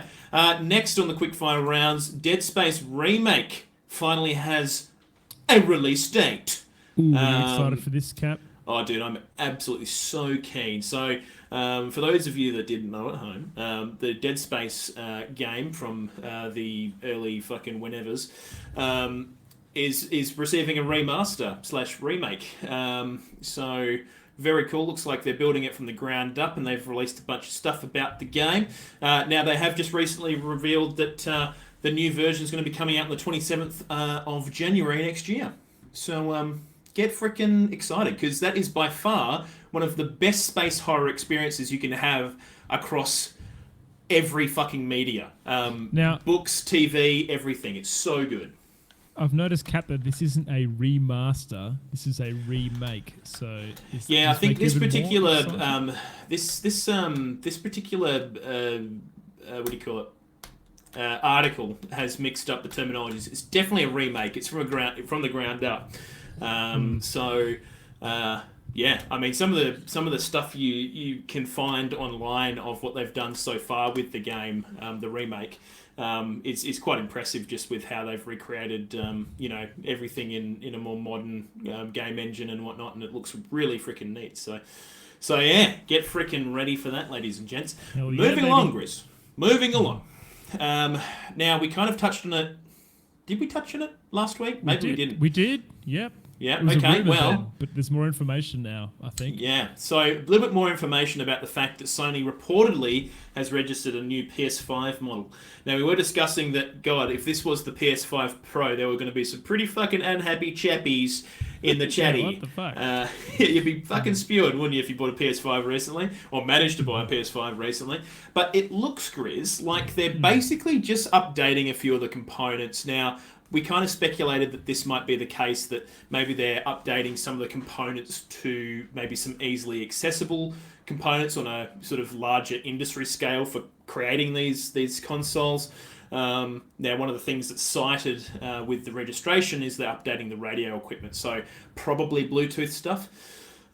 So maybe a higher Bluetooth spec. So it might be a slightly better experience, but you're probably not. This isn't a PS5 Pro. Essentially, is what what it is. Is it what you speculated last time, Cap? Maybe they just haven't gone into it here, where they're trying to source components that are more easily gettable in Look, this current I think market? that's the case, dude. I think that's, I think a lot of these components are really difficult to get hands on, especially industry scale, where you're making, hundreds of thousands of these things. To sort of, change components to something that's a little bit more easily gettable, as you so eloquently put it. I think that's probably the way forward for a lot of this kind of stuff. Yeah, gettable. So, how are they going to market this, Cap? Like, is this just going to be a They probably PlayStation won't, 5 dude. or, no, They probably won't. They'll probably just say PS5. There's been sort of mini updates to consoles in the past that haven't received like a PS5 Pro level of, I guess, marketing. They've just kind of been like an update to the overall thing just so they can get more out. PS4 received the same thing. PS3 received the same thing. It's basically just components are more readily available, so they're going to put those in. They're probably roughly the same specs, if not they are the same specs. But it does sound like the Bluetooth or the radio equipment, which is probably the Bluetooth and maybe the Wi-Fi, the network stuff, is going to be a little bit better. So, yeah, you're probably going to have a slightly better PS5 if you buy one in the near future. There you go. Now, continuing to move along. Final Fantasy VII news. Incoming, Grizz. Now, for those who played the remake and are excited for the next installment of the long-fabled and long-loved game that is Final Fantasy VII, you can probably expect some news this week, next week, I believe. We've got the 25th anniversary of Final Fantasy VII coming in hot, so yeah. Cap, what are your honest thoughts about how they're releasing and developing Final Fantasy VII Remake, mate? I'd be curious to know. Honestly, don't mind too much about the episodic installments. I know a lot of people just want it in one big, large chunk, but, I mean, fuck, we would be waiting years for that to release. I think this gives them a little bit more... Look, the only thing I really hope for, Grizz, is if they're going to do it like this, please ensure that I have an open world section in the next game. Because that's what was you kind of had a fairly linear experience with the beginning of the game, of Final Fantasy VII. There was a little bit of wiggle room, you can move around here and there, but for the most part it was fairly linear. And then it kind of all of a sudden opened up and you could go all across the map. So if they do something similar, I think... I'm pretty fucking keen. And it doesn't bother me too much. I mean, the Final Fantasy VII is huge. Yeah, it's a big game. It's massive. There's so much. So it doesn't really bother me too much. To create something as high def and beautiful as what the remake was for the whole of Final Fantasy VII as it stood is no mean development feat. Oh, sure. absolutely. So I kind of agree with you, but I'm also kind of... It's annoying. Like, I mean, they're obviously making good. They're obviously making good bank from this. Like, absolutely. How many times are they getting people to pay for what was one game in one installment? You know that's the thing, dude. I mean, they've even released Intergrade, which is kind of like a extra content for the Final Fantasy Remake Part 1, which I don't think much of that content is even in the original game. It's kind of just speculated stuff that happened around about that time that characters talk about later on in the original game. So they've released that, and they've also released a Battle Royale tie-in on mobile called fucking Final Fantasy Soldier or some shit. I can't remember exactly what that's called, but apparently it's not bad. Battle Royale before Halo did, eh? Fucking look at that. Yeah. Well, I mean, this absolutely has no tie-in with the original game. But yeah, so if you want to go and play a Final Fantasy Battle Royale game, go and frickin' do that. Caging Runt is saying, is the next part going to be released as a standalone game or DLC? Standalone game. Absolutely going to be a standalone game. They've said that pretty much from the beginning that the remake was going to be split into parts and each would be sold as a standalone. Now, I think they kind of speculated 3, but I reckon they're going to push it out to 4 games in total.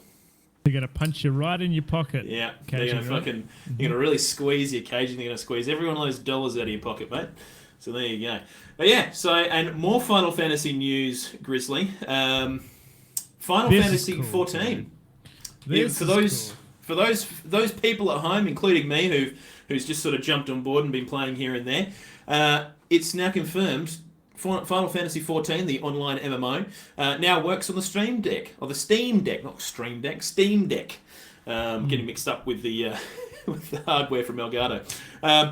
The Steam Deck, the new portable console from Valve, that's supposed to play all of your Steam library. Apparently, you can play. Playing it on your Stream Deck, Capo? Could you Yeah, imagine I don't know if it go too well, mate.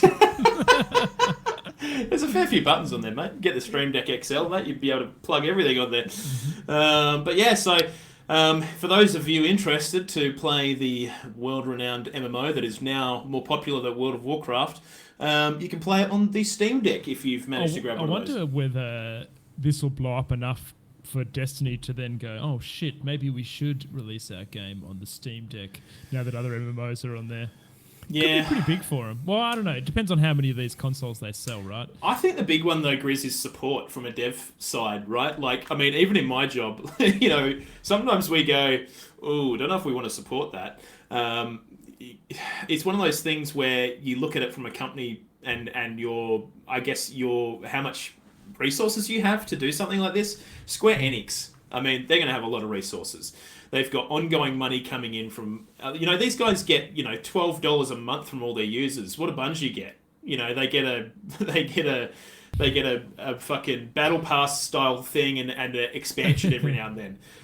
So these guys got some freaking cash. Did you ever buy any hats in that game? Can't you buy like engrams? Yeah, look, I did because I'm a fucking idiot. But I couldn't help myself. I wanted the cool looking gun skins. But yeah, I mean, look, overall, Grizz, this actually really makes me want a Steam Deck if I can do shit like this. Because, if I could just sit on the couch with Mia and just fish on my Final Fantasy Online account on my Steam Deck, that'd be sick. Will this be the first time we see a popular MMO go in a handheld device? Is this the first time we've seen that happen? I don't think it would be. I'm sure there's probably another, maybe something there. I don't know. Maybe one of the bigger ones that goes into a kind of more portable fashion. I mean, there are MMO games on mobile phones, obviously, but like big AAA World of Warcraft, Final Fantasies, I think this would be one of the few. I can't imagine there being too many others that have made a transition like this. But I mean, it's not really a big transition for them, dude. It's already on Steam, so it's not like they're recreating it for. Actually, Sukai's just said that BDO, which I in my brain read as Big Day Out, which is the Australian Music Festival, Black Desert Online has a mobile version, so I guess it isn't. So there you go. There you freaking go, sir. Now, Grizzly, Dying Light. Did you play the first one? Dying Light rings a bell. Isn't that like a parkour zombies? Horror? Yeah. It's like a survival horror base builder, isn't it? No base building. It's kind of like a it's a survival game. You don't really build a base. You kind of run around doing missions and stuff, and you do parkour shit. But they've just recently released Dying Light 2. That's what we talked okay about. critic kind of at report. night time the zombies go real quick and mad. Yes, and like that's the freaking one. zombies. Now we're talking. Now you know what's going down, baby. But yeah, so they've recently they've pulled a blizzard and they've released a single piece of fucking concept art and said, we're working on a new game. Come work for us. Which is, probably a good way to get people on board. But they've released a piece of concept art for a fantasy RPG that they're working on. The concept art kind of depicts a ruined world with foliage growing over these sort of ruins nestled in amongst a little waterfall and some character looking longingly towards the ruins on a cliffside. That might give you a rough idea of what's going on. The next project apparently is called Our Origina. I don't know how you pronounce that shit, but it's set in a sprawling open world, and they've got people from Witcher 3 working on it. In fact, one of the developers that worked and created the Red Baron questline for The Witcher 3 is working on this game as well, which is pretty cool. Dude, that sounds amazing. Could you imagine a post-apocalyptic zombie survival MMO. I think that sounds really cool. Do any of those exist? I don't know. I don't think there's any of those, mate. But I don't know if this will have zombies in it. Well, maybe it will. But Maybe. if it doesn't, But it definitely is. It's okay. Just to give people at home the full scoop, it definitely looks more fantasy charged than kind of modern day zombie apocalypse kind of stuff. So, and again, it's a single screen shot of some concept art that doesn't really give much away. Just the fact that it looks fantasy-ish. So yeah, who knows when we'll see that? One of these fucking days. So we've got a comment in chat here saying Cyberpunk had people from Witcher 3 working on it too, though. Yeah, it's a really good game. Okay, don't know what you're talking about. Really looking forward to this one. Yeah, well, good point. Yeah, I don't know. I'm sure someone worked on Elden Ring that was from some other really shit game. So, you know, the reverse is probably true as well. So yeah, anyways, moving along. Call of Duty Warzone 2. So I didn't know this was on development, Grizz, but apparently it is. There's a few new features coming that have kind of leaked. So one of the features that's going to be coming along with this is the fact that you can interrogate players when you've downed them to reveal the locations of their teammates, which I think is pretty cool. That's Fortnite. Do you know they do that in Fortnite? Apparently, they also do it in Rainbow Six Siege, according to this thing. So You can pick them up off the ground and shake them, and it will show where the rest of the team is. Yeah. So I wonder if Fortnite also blindly stole that from Rainbow Six as well. Probably. Probably did. Yeah. I think a lot of these games just harvest ideas from one another. I mean, remember when Apex Legends released and they had the ping feature, and then everyone had a fucking ping feature? That's right, dude. That was groundbreaking for that, wasn't it? It was, dude. It was ping nuts. Yeah. Can you ping in Warzone? Can you ping in Warzone now as well? I think so. Yeah, pretty sure. From memory. I'm pretty sure. I mean, you almost can't be a battle royale. That, didn't they? Cap. Dota 2 started that. You've always been able to ping in Dota. Yeah, exactly. Dota 2 was the original battle royale. But yeah, so some other features they've got, Grizzly, is they're going to have some kind of tiered armor vests system that seems to be kind of similar to stuff that's from Escape from Tarkov. So yeah, there you go. I don't know too much about that, unfortunately. They're also bringing in pro perks, so the perks that you could get already in Warzone, they're going to be bringing in pro versions. Now I think I missed something along in there somewhere. Maybe I mixed up the armor vest thing with bags. So, anyways, they're going to have tiered bags and armor. Now the other thing they got, which I think is quite cool actually, is Strongholds, and those pro perks are only found within Strongholds. What are Strongholds, you ask, Grizz? I hear you say. Well, according to Henderson, Strongholds are scattered around the map and have objectives tied to them. The catch is that they are guarded by AI. Of course, there are a variety of rewards involved with Strongholds beyond pro perks and kill streaks. Fortnite has this as well, dude. There you go. It's like PvE, PvP. There'd be like an area guarded by guards, and you've got to like kill the guards and get the keys, and then go and unlock the chests to get the loot. But I like that. I like the fact that they're guarded by kill streaks is interesting. That's quite interesting. That's cool. I like that. So well, there you go, dude. I mean, that's what's coming to Call of Duty Modern Siege Fortnite 2 Warfare. Does Call of Duty Warzone 2, if there's been any teasers of like new graphics or anything, Cap? Can you see? Don't think so. I think this is all purely just kind of leaks that have been coming out. But generally, a lot of Call of Duty leaks tend to be legit, just because people can't keep their fucking mouth shut in that developer. So, so we'll see what happens.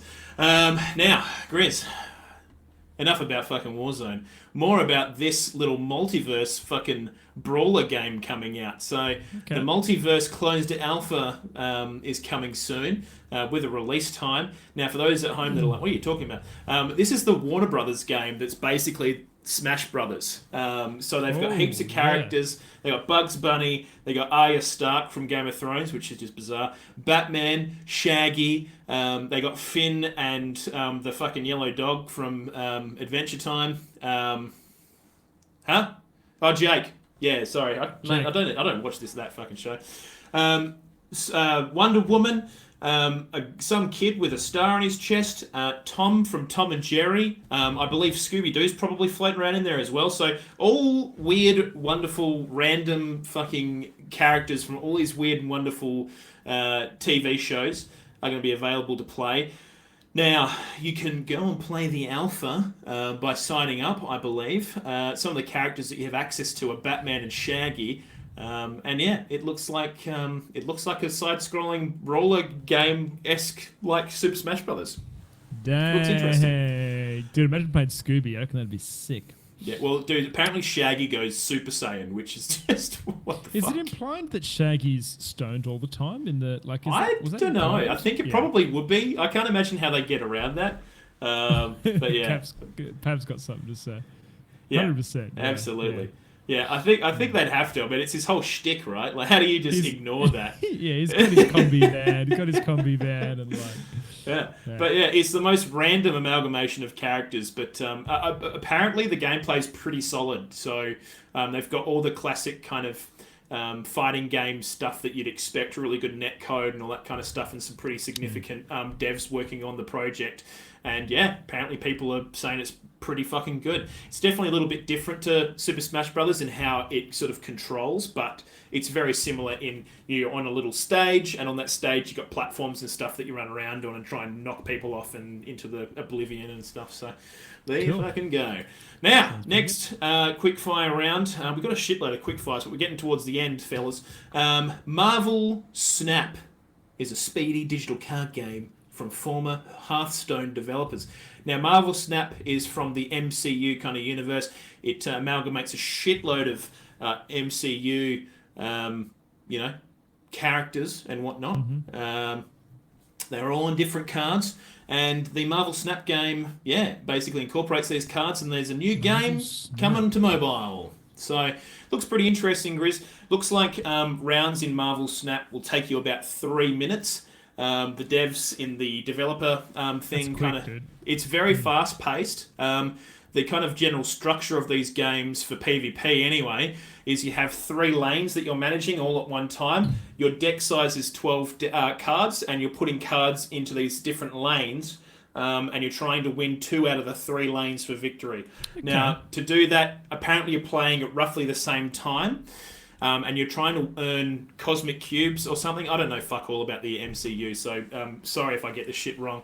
But yeah, you're basically playing really fast, trying to get these points on the board, and then you can apparently double down if you think you're going to win a lane, and kind of like double your bet kind of thing. And if you win the bet, you get double the points, and if you don't, you lose everything kind of thing. And it's apparently it's a really fast-paced sort of card TCG kind of game. Decks have 12 cards in them, apparently. There'll be over 150 unique cards. Yep. And alternate art, all that kind of good stuff. So if you're into that kind of thing. I don't know if they've released much information about the monetization of this, but I'd imagine it'll be fairly Hearthstone-esque, where you just buy card packs and hope for the best. If you're into that kind of CCG stuff, go and check it out. It looks pretty interesting. I watched most of the developer blog. The games look pretty fast, pretty snappy. So 3 minutes a pop for a round sounds pretty good. I think it's kind of like the perfect amount of time, Grizz, because you kind of get into Hearthstone, and some Hearthstone games can go for a fair while. So I think if the average time of a game in Snap is about 3 minutes, I think you can quickly squeeze one of those in whilst you're waiting in line, or just all kinds of stuff. So I think they're doing a good job of trying to steal as much of your free time as possible. So very smart. Looks cool. I like it. Now, on the same topic of trading card games, Grizz, there's some new mechanics coming to the Pokemon trading card game. Now, they are kind of going with... there's a new series coming out, which goes by the name of Trading Card Game Times Go, as in Pokemon Go. So they're going to be featuring several new cards relating to the Pokemon Go mobile game, including Pokemon Stops, which are commonly seen around the world. But the interesting thing that they've got is this new Ditto mechanic. Now, some cards come with a little Ditto icon on the card. And when you have that, you can peel the face off the card to reveal a Ditto behind it. No. Yes. Now, the Ditto is cool.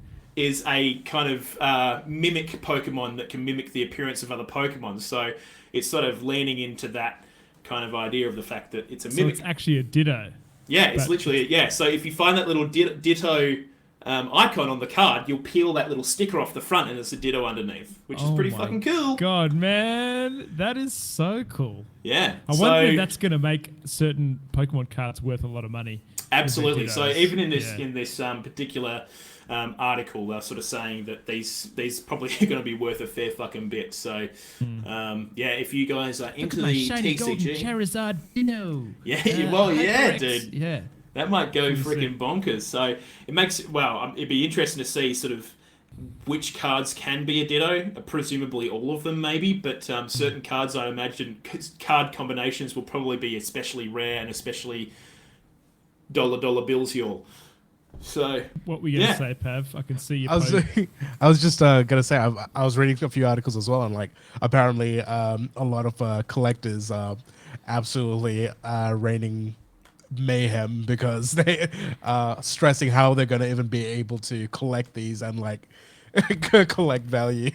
What's the thing? Do you show it peeled, unpeeled? How do you do it? Well, I would assume you don't peel it, right? You know it's a Ditto because it has the icon. Oh, will they have different Ditto art?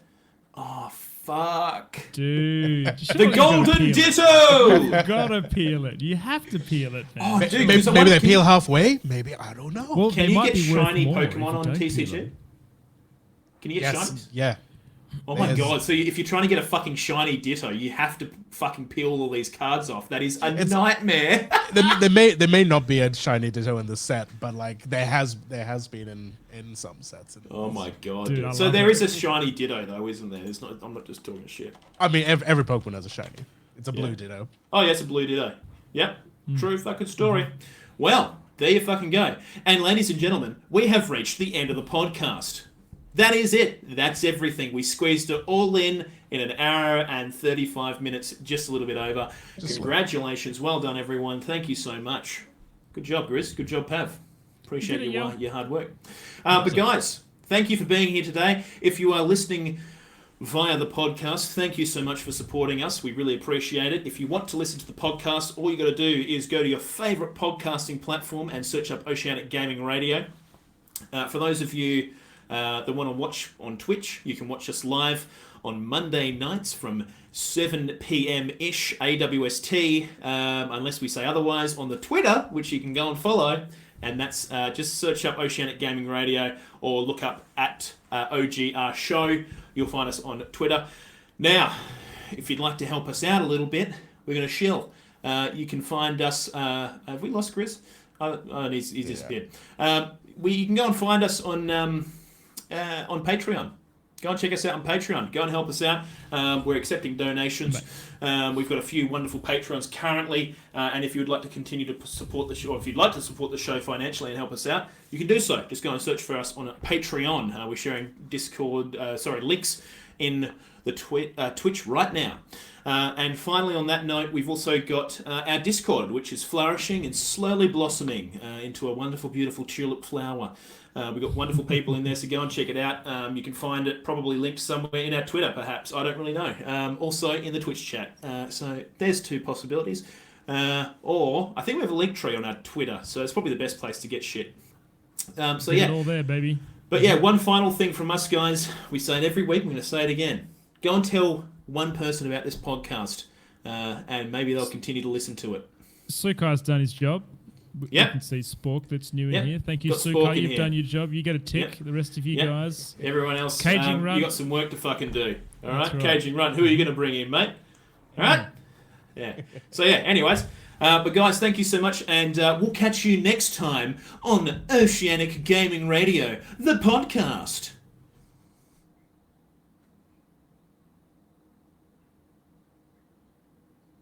I don't. I figured we just put a little bit of silence in there. Yeah. Missed the tunes. It'll be in the post. Next week. It'll be ready for next week. Yeah, easy peasy. We'll have it back. Good Guys, episode, thanks fellas. for hanging around tonight. That was real good. Yeah, we got a fair few viewers in here tonight. Fucking awesome. Little Hey, bit, Gase Moral, you freaking legend. How are you, dude? Good to see you, man. Blindsided Moose, good to see you too, fella. And Schnapple, how you doing? Guys, I have to come clean. Yeah. there may be a few seconds where I accidentally clicked on a wrong scene and there was nothing for about a couple seconds. So I'll piece it saw it. together. Yeah, it's No! fine. It's fine. You I thought I love couldn't the see scenes, nothing. man. I saw it all. I was going to One type something in question- chat, but Gris kept asking me questions. One question about the backing scene, Pav. Yeah. Is there a way to slow it down so it's a little bit slower, panning Yeah. across? Yeah. I reckon like 50%. Is that actually us, Pav? I just found random GIFs on Google and I was like trying to find ones that looked the closest. Dude, you've done an awesome job, mate. I'm really looks happy with great. it. It looks great. Yeah, I was thinking like I'll just change the speeds every now and then so it'd be like you guys are having a race. How is everyone in chat though? How are you all? How are you Yeah, guys? hope you guys all are doing well. Hope you guys enjoyed the episode. I do kind of, I feel quite bad actually because I know Honey left because she wasn't stoked about the discussion on abortion, which I totally get. It's obviously hard to cover a topic like that in the finite amount of time we have, and a bunch of white guys and, you know, talking about fucking abortion is probably not the greatest fucking, way to go about it. But we want to obviously highlight it and talk about it, because it's an important issue for people. I know everyone's got a different fucking viewpoint on it. But, yeah, I think we're obviously pretty wanted to touch objective, base on it. Cap. I think we're pretty objective on it, mate. Yeah, I mean, we obviously we're fairly pro-life, but, what do you do? Yeah. But, yeah, anyways. Do we need some sprites? Well, mate. Well, see, actually, Moosey, I need, I need some running sprites. So maybe this can be part of that. Well, if you're using running sprites, I can just use the same running sprites on here. Hell yeah. Hell yeah. Yeah, baby. Maybe. But yeah. Next episode you guys can expect Monday again. I don't think we'll have any issues unless... just unless. I may have the dreaded corona, Yeah. potentially. The Probably Rona. highly Probably. likely. Coronavirus. Probably highly likely, I reckon. Dude, if you don't get it, I just don't even know. There's what the fuck been to say. people who just don't get it. Yeah, I know. Dude, Trem, his wife got it, and they didn't do anything differently. Like, they were still sleeping together, all that kind of stuff. Just didn't get it. Same. What? I've been sleeping with Trem too. So, So obviously you've shared whatever Trem's got in terms of immunity. It all makes sense. Very true. It all Very true, comes yeah. out. Classic. But yeah, I think... haven't got it yet, but I may put my foot down and close the workshop tomorrow. Fuck yeah, dude. I was saying to Grizz, if he doesn't get it soon, just go and start licking all the fucking handrails and on the Trans-Perth buses, and you're sure to fucking get it pretty quick. Fellas. Chat. We need a title for tonight's episode. ooh, Oh, yes, yes. title. There was a bit of a card game theme, wasn't there? There's a bit of a. Heart of the cards. You know Yeah. what? I think we need to go clickbait every time, just so you guys know the analytics on the last clickbait. If we do title. clickbait every time, then it's not going to be clickbait after all. The last episode title was "The end of this episode will shock you." It shocked me. How about we do... all of this episode will shock you. Where is Kazi? He needs to go. Dr. Disrespected. It's missing from the chat right now. How about the title of this episode will shock you? There he is. There he is! There he is! Just in time. Classic. Hey, Kazi, how are you, brother? You good? How about peel back this title to reveal the title? Something. Wait, there something there? what are the things called on the Pokemon Ditto. cards that you peel back? Ditto. Yeah, peel back this title to reveal a Ditto. I don't know. Fucking something like that. Shiny We Ditto. talked about it for like 10 seconds. In an hour and a half. How about Right at the end. How about Loud Mountain? Shiny Loud Ditto at end of episode. Free. Loud Mountain. What is the reference of Loud Mountain? Silent Hill. Oh my god.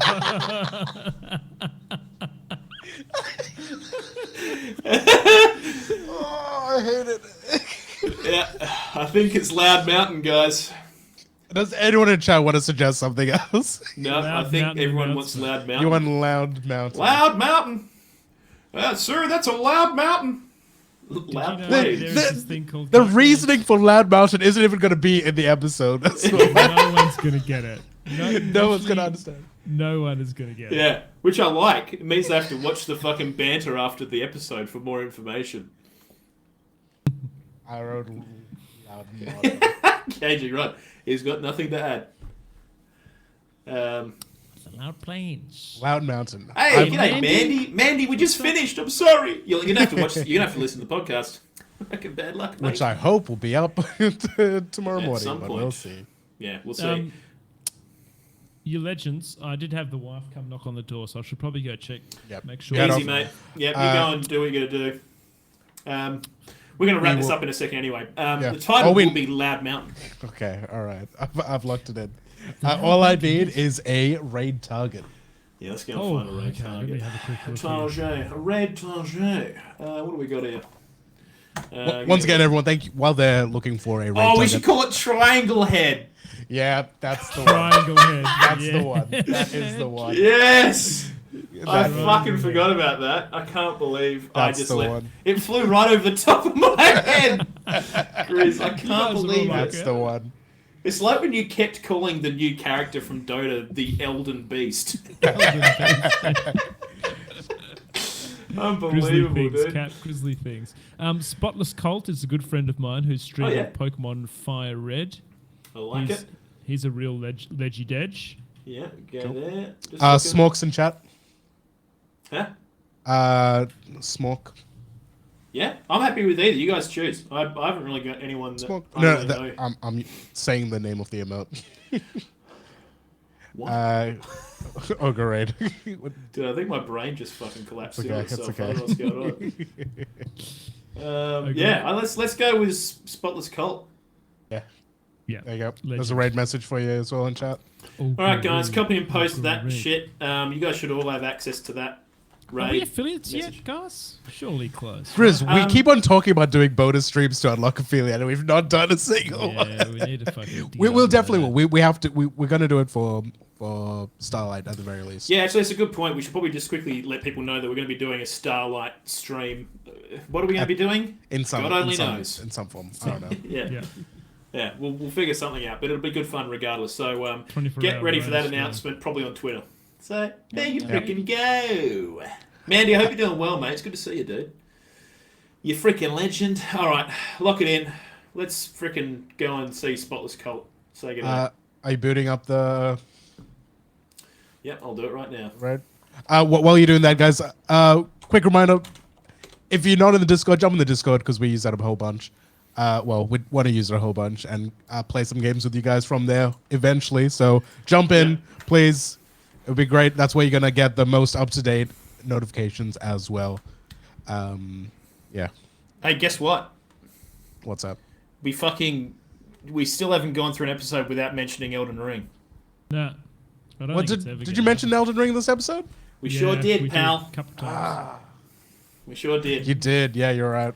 Yeah, I'll Get it. sneak it in there where I can, even if it's not made. Getting better. Use. Getting better though. It's not as obvious anymore. Well, yeah, we've gone down from like literally most of the episode to a few sentences here and there. Mandy, thanks for the follow. Appreciate you. All right, guys, we're going to initiate this raid in a second. Make sure you copy and post this raid message. I'm going to give you 5 more seconds. We'll catch you next time on the stream next week. Make sure you follow us on Discord and all the other shit. And we'll fucking see you next time, ladies and gents. Peace out. Bye Catch you bye. later, legends. We done it. Done it. I'll click the app.